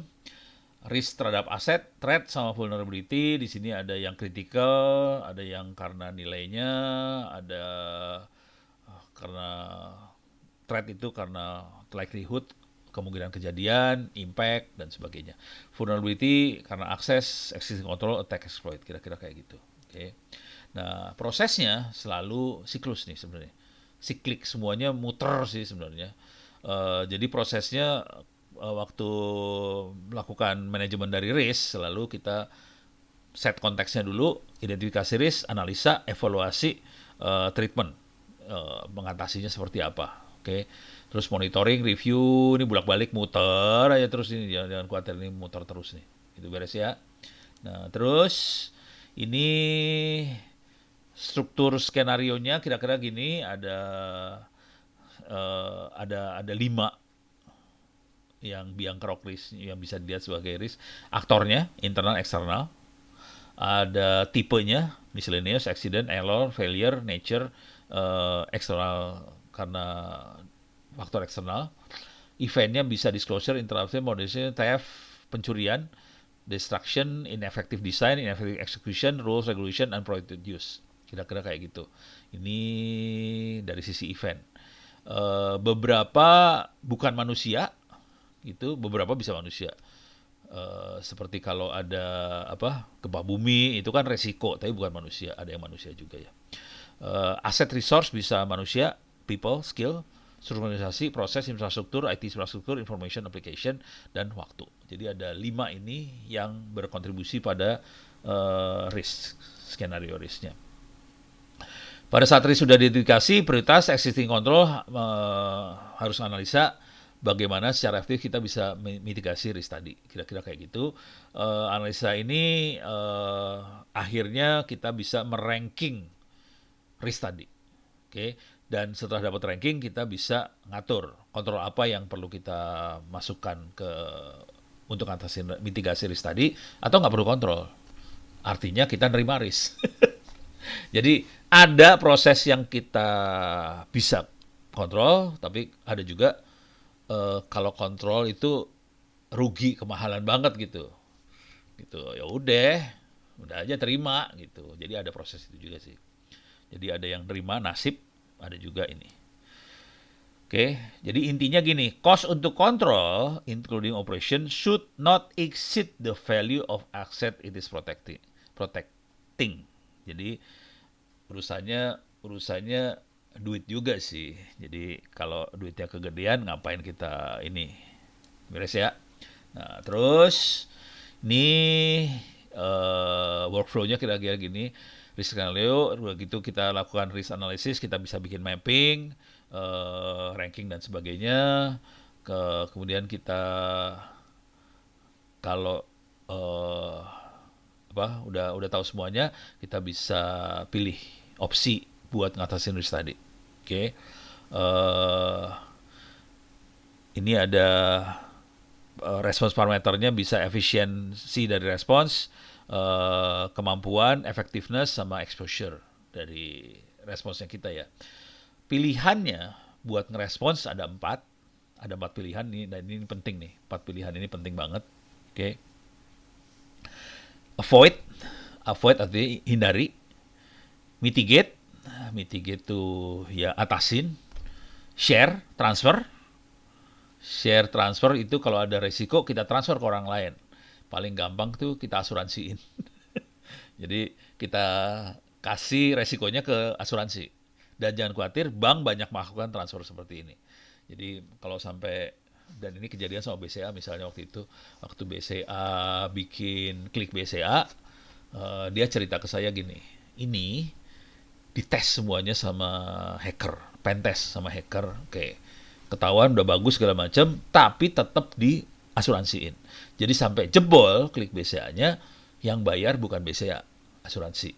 Konsekuensinya BCA harus bayar asuransi dulu dong. Jadi kira-kira gitu. Jadi bisa avoid, hindari, bisa atasi, bisa asuransi, bisa terima aja udah. Gitu. Kalau misalnya nggak terlalu mahal ya udah terima nasib dah, kira-kira gitu.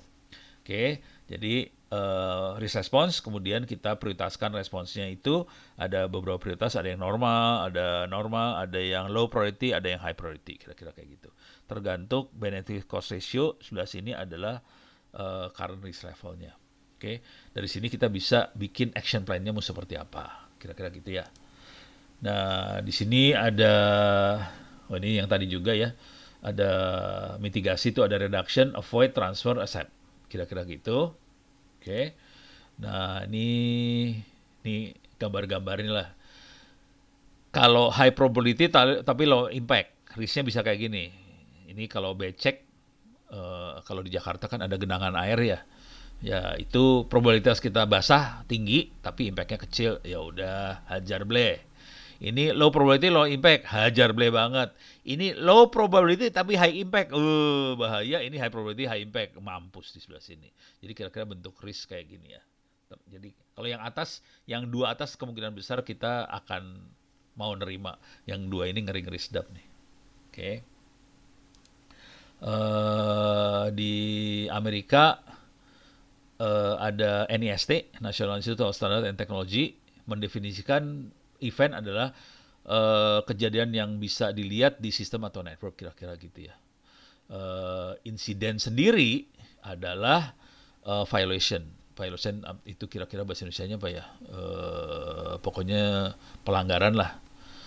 Imminent threat of violation computer security policy, acceptable use policy, dan standard security practice. Jadi ini violate.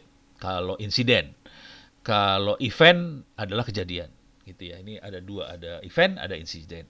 Oke. Kalau insiden udah pelanggaran banget sih. Oke, kita buah lagi. Kenapa yang diperlukan ini insiden response? Supaya memastikan bahwa insiden tidak terjadi, kita perlu mengumpulkan informasi yang akurat, terus kita perlu taking dan handle incident evidence. Nah ini urusannya, yang ketiga ini urusan ini ya, urusannya forensik. Oke. Nah ini keep activity within legal framework, terutama urusan privacy. Ini konsekuensi yang terjadi di sini, jangan sampai informasi yang sifatnya private kebuka. Nama, alamat, agama, apa, jangan kebuka. Jadi tutup. Oke. Jadi semuanya tutup, jangan sampai rahasia nasabah kebuka kayak gitu ya. Nah, kita juga harus berusaha waktu melakukan respons terhadap sebuah insiden, bisnis proses jangan sampai mati, mandek gitu ya. Respons reportnya harus akurat, rekomendasinya harus akurat, seakurat mungkin. Ini susah nih dikerjainnya. Gampang ngomongnya tapi setengah mati lo ngerjainnya, memang enak kayak gini. Kagak enak. Oke. Tipe insiden ada macam-macam. Cybersecurity incident, adverse event that negatively impact confidentiality, integrity, availability of data. CI-nya kena. Itu insiden. Maybe unintentional. Jadi insiden bisa aja nggak sengaja, bisa aja intentional. Kalau serang sama hacker. Unintentional, misalnya seseorang lupa mengaktifkan accesses di router. Akibatnya user ngedownload ransomware kayak gitu. Itu nggak sengaja tuh ya. Oke. Sangat banyak cybersecurity related incident, new type incident emerge frequently. Jadi ini banyak banget dan ini akan sering muncul. US CERT provide kategori or security incident reporting time frame use federal agency, ada di sini nih. Ini di NIST kalau nggak salah ya. ISO 31.000 lah kira-kira kayak gitu. Kategori 1 contohnya unauthorized access, denial of service, miscellaneous code, improper. Ini tergantung kategorinya ya. Jadi dia udah bikin kategorinya, berapa lama dia harus bisa nyelesain. 1 jam, 2 jam, 1 jam, 1 minggu, bulan. Oke. Jadi kira-kira kayak gini. Oke. Nah, terus prosesnya adalah P, D, C, E. Jadi semua prosesnya kayak gini nih. Preparation, detection, containment, post activity, prepare lagi. Kalau ini bisa bikin P, D, C, E. Ini E-nya activity-nya ya. Cuman kalau di mana sih? Di ISO 27001 plan, do, check, act. Kalau di ISO 27001. Kalau ini ya, kalau di risk, prepare, detect, analysis, contain, di konten tuh isolasi lah, kemudian post incident. Jadi proses ini harus muter terus. Ini jalan terus nih. Yang ini kalau ada kejadian aja baru post incident activity. Tapi kalau nggak ada kejadian ini harus muter terus. Deteksi, analisis, konten. Deteksi, analisis, konten. Gitu. Ini jalan terus, gitu ya. Dan seru tuh urusannya. Apalagi kalau udah ngadepin bintang 1, 2, 3. Kepala kita bintang 7 langsung soalnya. Saya ngadepin soalnya. Pening kepala. Pertanyaannya lucu-lucu soalnya. Pas ngeliat layar. Pak Ono, itu yang di layar apaan ya? Wah, seru dah lu. Neranginnya gimana ya? IP address neranginnya gimana coba? Pening kan? Pusing.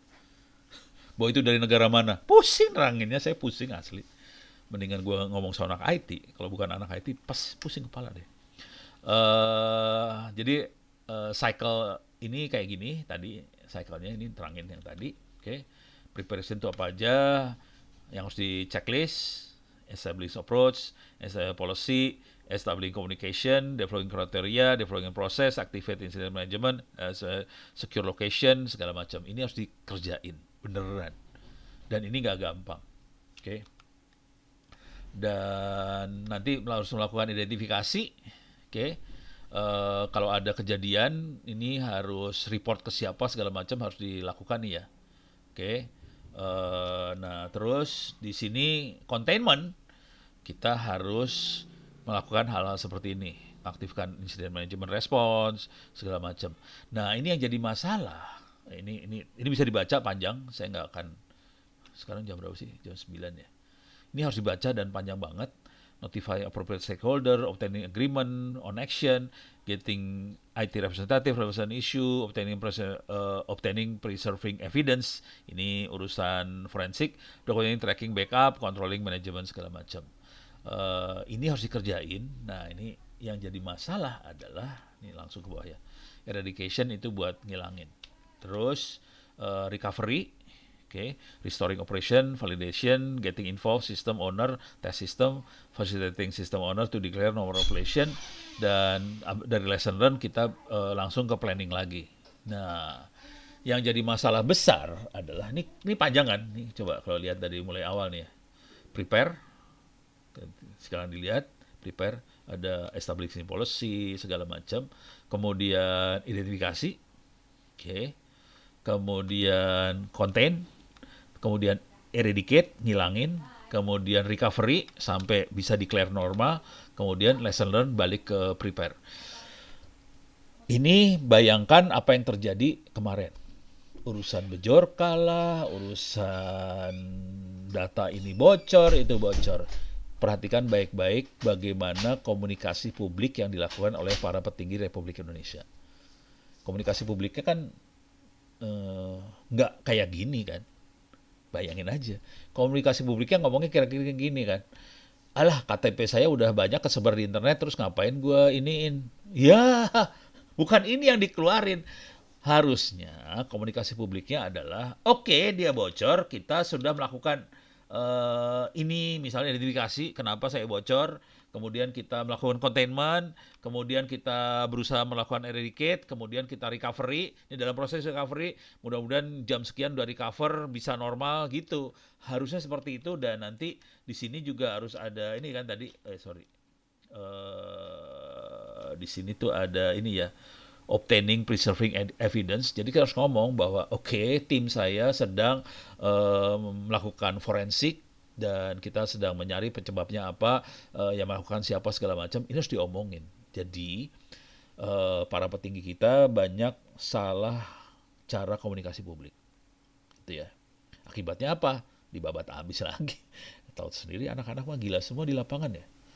Lu salah ngomong kan dihajar, ya udah, karena nggak pada belajar makhluk ini nih, kagak belajar, ini proses ini harus dilewatin, ini pimpinannya kagak belajar, terus asal ngomong lagi, wah bubar dah. Beres ya. Hacker jangan menyerang di proses yang mana. Ya itulah. Hacker jangan. Ya itu nggak usah nyebut siapa yang ngomong ya. Tega lu.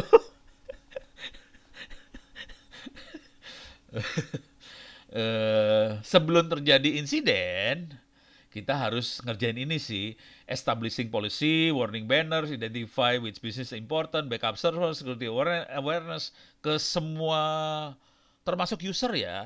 User, nasabah, klien segala macam harus bikin security awareness loh. Oke. Supaya mereka jujur ya, kalau kita udah ada di lapangan beneran, serangan akan terjadi ke titik yang paling lemah. Jadi hacker juga bukan orang bodoh kan. Dia tahu misalnya, oke, kalau udah servernya udah kuat ya, servernya udah dipegang sama ahli-ahli cyber security yang kuat-kuat, hacker nggak akan nyerang server lah. Ngapain lu serang servernya udah kuat? Yang serang yang paling lemah. Yang paling lemah siapa? Nasabah, user, hajar di situ aja. Kita ambil autentikasinya, identitasnya, kita masuk ke server lewat user kan, bubar gitu. Jadi ini harus dikerjain nih sebelum terjadi insiden ya. Terus juga kita juga harus ini backup segala macam ya. Seberapa jauh ke belakang, kalau mau recover mau berapa lama dia recover. Jadi harus ditahu time limitnya segala macam. Oke, ke belakang berapa lama, ke depan berapa. Supaya jangan sampai bisnis proses yang sedang berjalan mati. Kira-kira itu sih. Kalau ada terjadi insiden, yang harus dilakukan adalah isolasi. Oke. Eh Ini gambarnya. Ini anak-anak cyber army nih yang bikin ya. In the case of cyber attack, break glass and pull cables. Ya, bagus, bagus, bagus. Jadi isolasi, pakai second server dengan most recent version backup, monitor API, block all incoming suspicion request dan sebagainya. Kira-kira ini yang dikerjain kalau terjadi insiden beneran ya. Jadi langsung isolasi, sistem diisolasi. Terus blok-blokin. Nah, posisi insidennya kira-kira gini, lesson learned, restore operation to normal, wipe out all files, change new fresh application, ensure no vulnerability remains, improving defense, performing vulnerability analysis, standardize. Jadi ini yang dilakukan kalau sesudah insiden. Dan ini kejadiannya sama, ini paling sederhana aja, nggak usah server lah. Handphone lah, handphone yang kita pakai, smartphone. Seringkali kan orang-orang asal kepo ya, semua dipencetin segala macam, akhirnya trojan virus masuk ke handphone yang kita pakai, udah gitu jadi lemot segala macam. Dan ini kejadian kemarin sampai orangnya datang ke rumah saya. Pak, handphone saya nggak bisa jalan, datang ke rumahnya. Oh no, coba bayangin, urusan handphone gitu doang. Saya dimata-matain segala macam. Ya udah, saya simpel aja, coba lu memang nggak selalu bisa ya. Kalau udah nempel ke dalam banget, nggak bisa di factory reset sih. Jadi kalau saya, padahal kayak gitu kan bisa tektokan aja pakai email atau Twitter juga bisa sih. Jadi bisa ini, wipe out all file, change with new fresh apps. Jadi kayak gitu doang. Jadi caranya factory reset, jangan restore apps. Kan aplikasi kita kan di backup di Google Cloud misalnya. Jangan di restore apps-nya, kita install baru aja, udah lebih selamat. Dan itu yang sering saya lakukan. Kalau saya kebetulan orangnya nggak kepo sih. Jadi sampai sejauh ini saya masih selamat gitu ya. Kalau kepo ya berabe ini urusannya, ini harus dikerjain sih. Gitu ya. Jadi ini pola ini tidak hanya berlaku untuk enterprise, buat server dan sebagainya, berlaku juga buat handphone kita juga berlaku sih, sama aja. Oke, kira-kira kayak gitu. Oke, nah sekarang kita masuk ke ini apa, ISO 2701. Nih, ISO 2701. Karena saya punya waktu 20 menit lagi, saya kasih ini aja ya, contekan paling cepatnya dulu ya. Paling gampang kalau udah mainan ISO 2701, Anda masuk sini aja Google, ISO 2701 template. Deh, carilah template lah. Banyak sekali template. Oh, templates gitu ya. Kok nggak keluar? Oh, ini ada nih di bawah nih. Iya. ISO 2701 documentation template free download. Nah, udah kayak gitu-gitu loh. Harus cari yang free downloadnya ya. Kalau mau geblek lagi, tambahin lagi XLS. Eksplisit banget nih nyolongnya. Jadi risk assessment templates, smart sheet kayak gini nih, checklist template ya udah klik aja. Jadi cari banyak sih. Try smart sheet for free. Udah download yang free-free-nya aja dulu. Nanti ini ada checklist, ada risk assessment template ya. Yeah. Ya harus masukin. Saya ambil yang udah jadi aja ya, yang udah saya colong ya. Orang udah nyolong sih, jangan khawatir. Masuk sini. Ini ada di perpustakaan saya. Jadi kalau Anda pengen ngopi juga silakan ya. Var data library to books. Oke, ada cyber security, cyber security. Ini folder cyber security. Di sini ada ISO 2701. Nah ini udah Excel tuh template semua nih isinya. Ini saya hasil doxing di internet lah. Hasil nyari-nyari di internet, di Google. Ya udah, tinggal dicari aja. Ini udah ada banyak kayak gini-ginian lah. Nih. Jadi udah ada template-templatenya, tinggal diisi aja sih. Karena saya jamin, saya berani taruhan kita pasti loss karena ratusan ininya, checklistnya banyak banget. Jadi loss. Saya aja kalau ngikutin training anak-anak ISO 2701, jadi saya nggak telaten karena saya bukan auditor, saya bukan akuntan. Dan ternyata kalau udah ISO 2701 harus akuntan yang kuat. Yang kuat buat ngerjain kayak ginian akuntan biasanya. Kalau saya kan lebih ke seniman ya. Jadi kalau aduh lama banget. Ini connect ke internet nih berarti ya. Kayak gini aja lama. Read only lagi. Ya, ngeheng, ngeheng. Tar. Force quit dulu lah. Tar. Cari yang bisa kebuka dulu. Iya. Di share.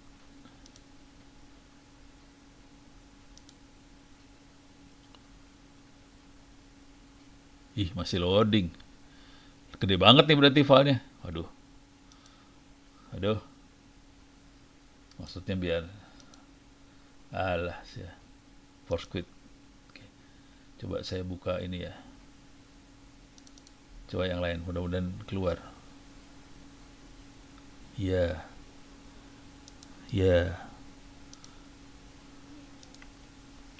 Nggak mau keluar, Ya, lama. Oh, keluar. Alhamdulillah keluar. Jadi kira-kira bentuk template-templatenya kayak gini. eh Kalau kita perhatikan baik-baik template-nya, jadi kalau kita lihat itu ada 3 komponen besar di ISO 2701. Ada komponen manusia, people, ada komponen prosedur atau aturan atau proses. Jadi people, proses, sama teknologi. Jadi ada 3 proses, ada 3 makhluk itu yang harus kita masukkan dalam checklist. Nah, yang ini Management Direction for Information Security ini kategorinya prosedur, oke, proses. Jadi ini policy. Ada nggak compliance nggak, referensinya apa, kita kasih catatan di sini. Kurangnya apa segala macam. Terus di internal organisasi ada information security role, responsibility, segregation duty ada nggak gitu. Jadi ini semua dicek-cek semua nih. Jadi checklistnya udah dikasih sih, tinggal kita kerjain. Ada mobile device policy, teleworking, prior environment screening, dicek semua loh. Ini ceknya beberapa bulan, 3-4 bulan kita kerja keras buat ngelihat semua dokumen yang ada. Jadi kalau ISO 2701 betul-betul kita lihat dokumen, terus kita lihat cek semuanya. Kalau itu dari sisi proses ya, terutama kalau dari teknologi kita pentest segala macam juga. Jadi ada pentestnya, ada cek dokumen, ada manusianya bisa wawancara apa segala macam, gitu ya. Jadi kira-kira prosesnya gini, template-nya kalau boleh saran sih diambil buat ngerasain bagaimana apa yang harus dilakukan. Ini responsibility for asset, user registration and deregistration, manage privilege access right, manage secret authentication, information of user, review of user access right, segala macam. Ini harus dilihat semuanya. Mabok sih, asli mabok. Saya nggak kuat sih, jujur saya nggak kuat. Terus ya, buat kasih lihat aja betapa sengsaranya kalau jadi auditor cyber security yang beneran sih, sengsara gitu. Tapi ya lumayan ada kerjaan lah. Range duitnya juga lumayan. Biasanya kerjanya 3-4 bulan sih sekali ngedit, sekali audit. Kayak sekarang kita masuk ke slide-nya. Ups, sorry salah. Slide-nya dari mana tadi? Yang ini bukan. Oh ya udah, ini dia. Oke. Information Security Management System, kita masuk. Ini jadi seperangkat kebijakan prosedur untuk mengelola data sensitif secara sistematis. Tujuan dari SMKI, ini kalau SMKI itu singkatan bahasa Indonesia ya, Sistem Manajemen Keamanan Informasi, SMKI. Kalau bahasa Inggrisnya IMSI, Information System Management, apa lupa lagi gua. Ya itulah pokoknya ya. Untuk meminimalkan risiko dan memastikan kelangsungan bisnis secara proaktif dan membatasi dampak dari pelanggaran keamanan, kira-kira kayak gitu ya. ISO 201 adalah dokumen spesifik dalam pembuatan SMKI. Jadi dia supaya aman, dia punya checklist atau prosedur. Dan ini ada ratusan yang harus dicek tadi, template-template tadi ya. Jadi langkah saya biasanya pakai template aja. Ini buat ngasih gambaran teorinya kayak gimana. Oke.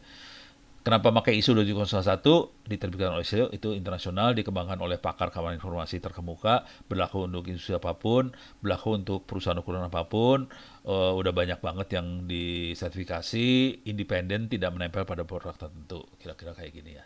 Oke. Cuman enak banget, kita punya acuan, kita punya checklist. Dengan cara ini kita bisa ngomong satu sama lain. Lu udah sertifikat belum ISO 27001? Udah, oke, berarti harusnya aman. Cuman hati-hati, di Indonesia banyak juga sertifikat yang abal-abal. Coba dibaca klausulnya dulu satu-satu ya Pak. Iya betul. Mabok. Dan banyak, jangan khawatir, ISO 2701 banyak banyak turunannya, jangan khawatir.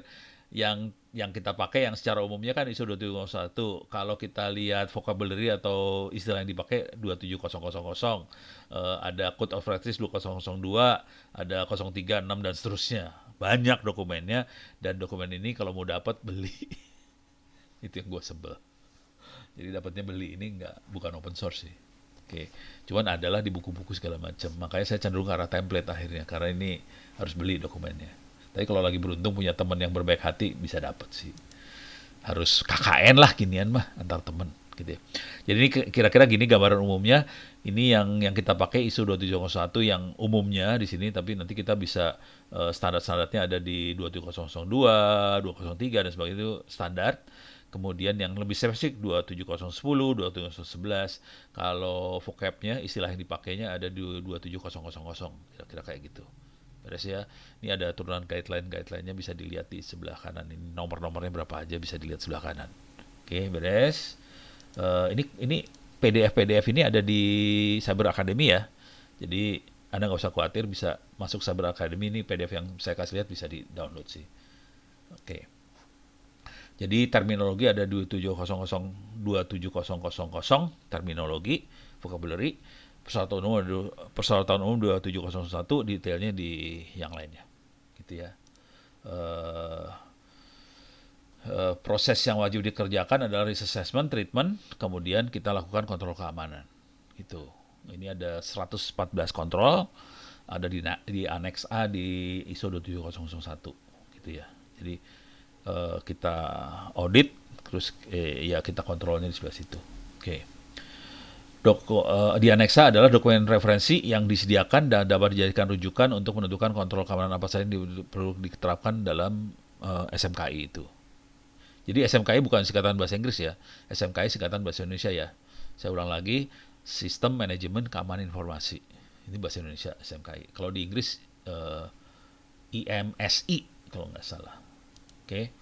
Dan kontrolnya ada di aneks A itu ada A5 sampai A18, ada kebajakan informasi. Tadi bentuknya checklist ntar ya. Di Excel bentuknya checklist. Organisasi untuk keamanan informasi, keamanan sumber daya manusia, manajemen aset, kontrol akses, kriptografi, keamanan fisik lingkungan, keamanan operasional, keamanan komunikasi, akuisisi, pengeluaran sistem, relasi dengan vendor, manajemen insiden keamanan informasi, aspek keamanan informasi akan penyelenggaraan keberlangsungan bisnis, kepatuhan, compliance. Yang 18 itu compliance. Oke. Dan ini bentuknya checklist. Checklist itu nanti urusannya harus nempel ke dokumen. Oke, checklist ini ada dokumennya nggak? Ini ada dokumennya nggak? Mati lu yang bikin ininya dokumennya mabok juga. Jadi perusahaan atau enterprise yang mau diaudit, mereka harus nyediain semua dokumennya ngikutin aneks-aneks ini. Ya. Jadi ada prosedurnya tertulis semua. Untuk kontrol akses, yang boleh masuk ke dalam data center siapa, prosedurnya seperti apa, harus tertulis semuanya. Untuk urusan password kayak gimana, itu tertulis semuanya. Jadi ini semua harus tertulis semua sih. Oke.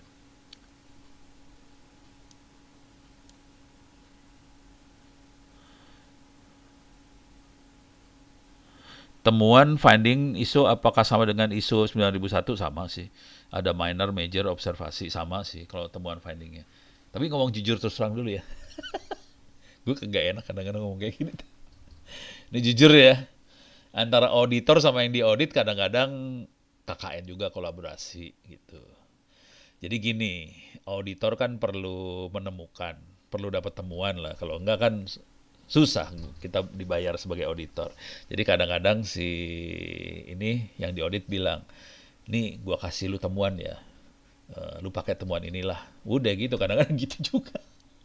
Jadi kadang-kadang temuan itu ya rada-rada saling tahu sama tahu lah. Oke, kita kasih. Jadi kejadian di lapangan kadang-kadang kayak gitu sih. Ya udahlah. Jadi kadang-kadang kita nggak murni lurus sih. Kadang-kadang agak bengkok-bengkok dikit lah. Gitu. Jadi kadang-kadang dikasih tahu nih temuan-temuan buat lu lah untuk auditing yang sekarang. Soalnya biasanya nggak mungkin nggak ada temuan gitu. Jadi kepaksa kita ngasih temuan juga sih dikit-dikit supaya kita ada kerjaan dikit apa yang harus dikerjain gitu. Jadi kadang-kadang gitu. Tapi kalau dia nemuin temuan beneran ya udah bagus-bagus aja sih. Oke. Ini tadi yang contohnya. Oke. Contohnya ini tadi bentuknya udah checklist kalau saya udah kasih lihat di file Excel-nya checklist. Tapi kalau di ISO-nya ada keterangan yang lebih detailnya lagi sih. Ini tentang tadi ya, prior employment screening, term of condition employment. Ini ada system and application access control, bisa kelihatan. Nih, oke. Turunin lagi. Nah, proses dari ISO 2701 kebanyakan kayak gini sih, plan, do, check, act. Plan, do, check. Bentuknya muter terus. Plan, pemimpinan, perencanaan, dukungan, sama operasional, do, kemudian evaluasi, check, act. Balik lagi ke plan, do, check, act. Plan, do, check, act. Itu akan muter terus, gitu ya. Dan konsekuensinya di sini ada monitoring, pengawasan, pengukuran, analisa, evaluasi, audit, tinjauan manajemen. Kalau ada apa-apa langsung ketidaksesuaian dan tindakan korektif, peningkatan secara kesinambungan terus balik lagi ke sana, balik lagi ke sana, gitu. Jadi ini semua ada di aneks A tadi. Oke. Terus jadi plan tujuannya untuk menetapkan kebijaksanaan, prosedur, sasaran kawan informasi, proses investasi yang bersangkutan untuk mengelola risiko dan meningkatkan kawan informasi. Dan diharapkan memberikan hasil yang sesuai dengan keseluruhan dari sasaran tersebut. Kira-kira gitu proses plannya ya. Kemudian do implementasi lah kira-kira kebijakan, prosedur, protokol, dan proses SMKI-nya. Cek, itu ngecek apakah ada yang nyeleweng atau enggak. Oke. Dan act, kalau ada kejadian sesuatu kita harus bereaksi seperti apa. Act ini hasilnya buat lesson learn, buat pelajaran untuk masuk ke plan. Gitu. Jadi ini bukan satu proses satu arah, prosesnya muter terus kira-kira gitu. Proses PDCA di ISO 2701 muter terus, kira-kira kayak gitulah. Oke. Ini klausul yang ada di plan, ada konteks organisasi, kemungkinan perencanaan tadi ada di checklist tadi ya. Ini bisa dimasukin semuanya. Nanti kita harus baca beneran baca dokumen. Saya nggak kuat sih jujur. Si Ono nggak kuat. Ternyata saya tidak kuat untuk jadi auditor. Ono kuatnya jadi hacker, tukang oprek kuat, auditor nggak kuat. Oke. Di plan ada support, resource, kompetensi, kepedulian, komunikasi, informasi yang terdokumentasi. Di operasional ada perencanaan kontrol operasional, penilaian risiko keamanan informasi, penanganan risiko keamanan informasi. Oke. Terus cek, evaluasi, pengawasan, pengukuran, audit internal, tinjauan manajemen, dan act, perbaikan, ketidaksesuaian dengan tindakan koreksi, perbaikan untuk sustainable. Gitu. Kira-kira kayak gitulah. Struktur dokumen resmi SMKI ada level strategis, operasional, sama opsional. Oke. Strategis levelnya komitmen, kebijakan, standar sasaran, penerapan, peningkatan. Kalau operasional ya operasional, implementasi, bagaimana tanggung jawabnya siapa segala macam. Optional itu instruksi kerja, petunjuk teknis, formulir, pendukung segala macam. Jadi salah pencet gue. Oke, itu tadi. Oke. Ini ada 3 level opsi. Oke. Tiga-tiganya perlu, maksudnya gini, si corporate perlu menjadikan tiga-tiganya. Tiga-tiganya perlu dikatakan kebijakan standar, prosedur, panduan, petunjuk pelaksanaan harus sediain semuanya.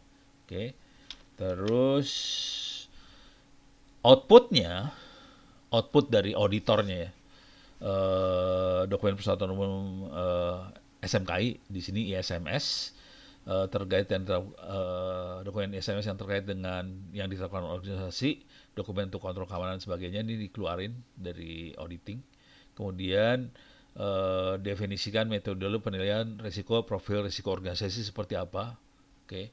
Terus proses pengukuran, analisis, dan perbaikan. Ini keluarnya, terutama nanti kita ngarepin banget ada profil risiko, perbaikan. Nah ini kan temuan-temuannya nih ntar. Temuan-temuannya di sebelah sini, kira-kira ya. Hasil pengukuran, analisa, perbaikannya seperti apa. Profil risikonya kayak gimana, gitu ya. Contoh yang blow on aja ya. Saya kasih contoh yang blow on aja lah. Kejadiannya di Mabes lah. Jadi kita kan kalau dapat surat pengangkatan kan happy banget ya. Udah gitu kita share suratnya. Nah, kacau tuh ceritanya jadinya. Jadi kayak gitu-gitu tuh itu masalah kontrol tapi bablas gitu, usernya kebablas, kira-kira kayak gitulah. Oke. Nah, secara umum implementasinya ada tiga komponen utama: manusia, proses, dan teknologi. Ya, yang jadi masalah adalah sebagian besar pimpinan fokusnya ke teknologi. Beli yang mahal, yang paling bagus. Dengan asumsi kalau kita udah punya alat yang mahal dan bagus, pasti urusan semua beres. Kejadiannya adalah ada dua komponen lain yang dilupakan. Dan komponen yang paling mengerikan adalah manusia. Karena manusia adalah titik paling lemah dari sistem sih sebenarnya. Jadi kalau ini tidak diopainin yang namanya manusia, jebolnya di manusia yang paling duluan. Biasanya kayak gitu. Kalau proses aturan mah gampang lah, kita bisa bikin aturan. Kalau ada programmer yang bagus, kita bisa bikin supaya workflow-nya sesuai dengan lumayan bisa nolong dengan workflow. Jadi aturan itu diimplementasikan dalam bentuk workflow yang dibikin sama programmer. Cuman kalau manusianya nggak dikasih pemahaman segala macam, abai, seenaknya aja, ya kacau juga semuanya. Kira-kira kayak gitu. Oke. Nah, sekarang manfaatnya banyak untuk meningkatkan kepercayaan reputasi, market S, terus insiden ini, meningkatkan response time, kualitas layanan, dan sebagainya lah. Kalau ini mah bisa diatur-atur lah. Ini memudahkan perbaikan terus-menerus dalam informasi, meningkatkan kesalahan pihak berkepentingan lainnya dalam meningkatkan informasi. eh, Mitos yang ada ISO 2701 itu kerjaan orang IT, padahal enggak sih, harus semua orang. Mitos yang ada itu rating policy prosedur, padahal enggak, ada ininya sih sebenarnya, di bagian ceknya itu ada pentest dan sebagainya. Mitos yang ada kita akan loss dengan banyak dokumen yang harus kita buat. Mitos yang ada ISO 2701 make our job more difficult. Iya, kalau nggak ada masalah, kalau nggak ada breach, nggak ada hacker. Kalau ada hacker, ISO 27001 bikin kerjaan kita lebih enak sih sebenarnya. eh ISO 27001 akan diimplementasi dalam waktu 2 bulan, nggak juga sih, terus-terusan. Jangan khawatir. We do it only because of the certification. Harusnya nggak kayak gitu sih, supaya kita aman. Oke, kira-kira itu secara umum. Oke, saya tutup dulu ini. Mudah-mudahan bisa bermanfaat. Oke, sampai titik ini dulu. Ada pertanyaan nggak? Aman? Nggak ada pertanyaan? Masih ada waktu 2 menit sih. Gue lagi kejar tayang bagian yang ini. Ini sesi terakhir, betul. Habis ini Anda punya waktu 1 bulan untuk mengerjakan ujian dan mengerjakan tugas. Kira-kira kayak gitu. Ada pertanyaan? Aman, aman, aman, aman, aman, aman. Aman nih kayaknya. Pak Fikar, aman nih kayaknya. Ya, mudah-mudahan bisa bermanfaat. Bila itu ya. Assalamualaikum warahmatullahi wabarakatuh. Saya kembalikan ke Pak Fikar. Bikin buku dong tentang cyber security. Oke. Usul yang baik. Kayaknya kerja sama-sama Cyber Army ya Pak Fikar. Siap. Ketawa lagi dia mah parah. Oke. Sok udah balik ke Pak Fikar. Sok mangga lanjut. Oke, siap. Mohon Pak Ono. Oke, gitu aja teman-teman semuanya. Terima kasih atas partisipasinya ya untuk semuanya dari pertemuan awal hingga malam ini. Semoga ilmu yang disampaikan Pak Ono dapat bermanfaat untuk teman-teman semua dan mungkin bisa diterapkan di organisasinya masing-masing. Yang negatifnya dibuang, yang positifnya diambil, dan Iya. hacking itu jangan dibuat main-main, buat serius saja. Jadi pekerjaan Serius. pentest. Tuh. Ini ada pertanyaan dikit bentar nih. Enkripsi gambar apakah sama caranya? Sama. Ya, sok lanjut Pak Fikar. Oke, itu aja ya teman-teman semuanya. Kalau yang mau sertifikat kompetensi, silahkan tugas-tugasnya dan ujiannya Kerjakan. dikerjakan. Ya.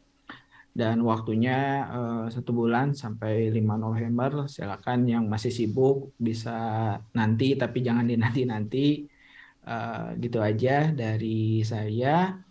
Terima kasih atas waktunya semuanya. Semoga sehat selalu. Selamat malam. Wassalamualaikum warahmatullahi wabarakatuh. Waalaikumsalam. Oke, terima kasih semua ya. Semoga sukses, sehat, lancar semua. Recording stopped.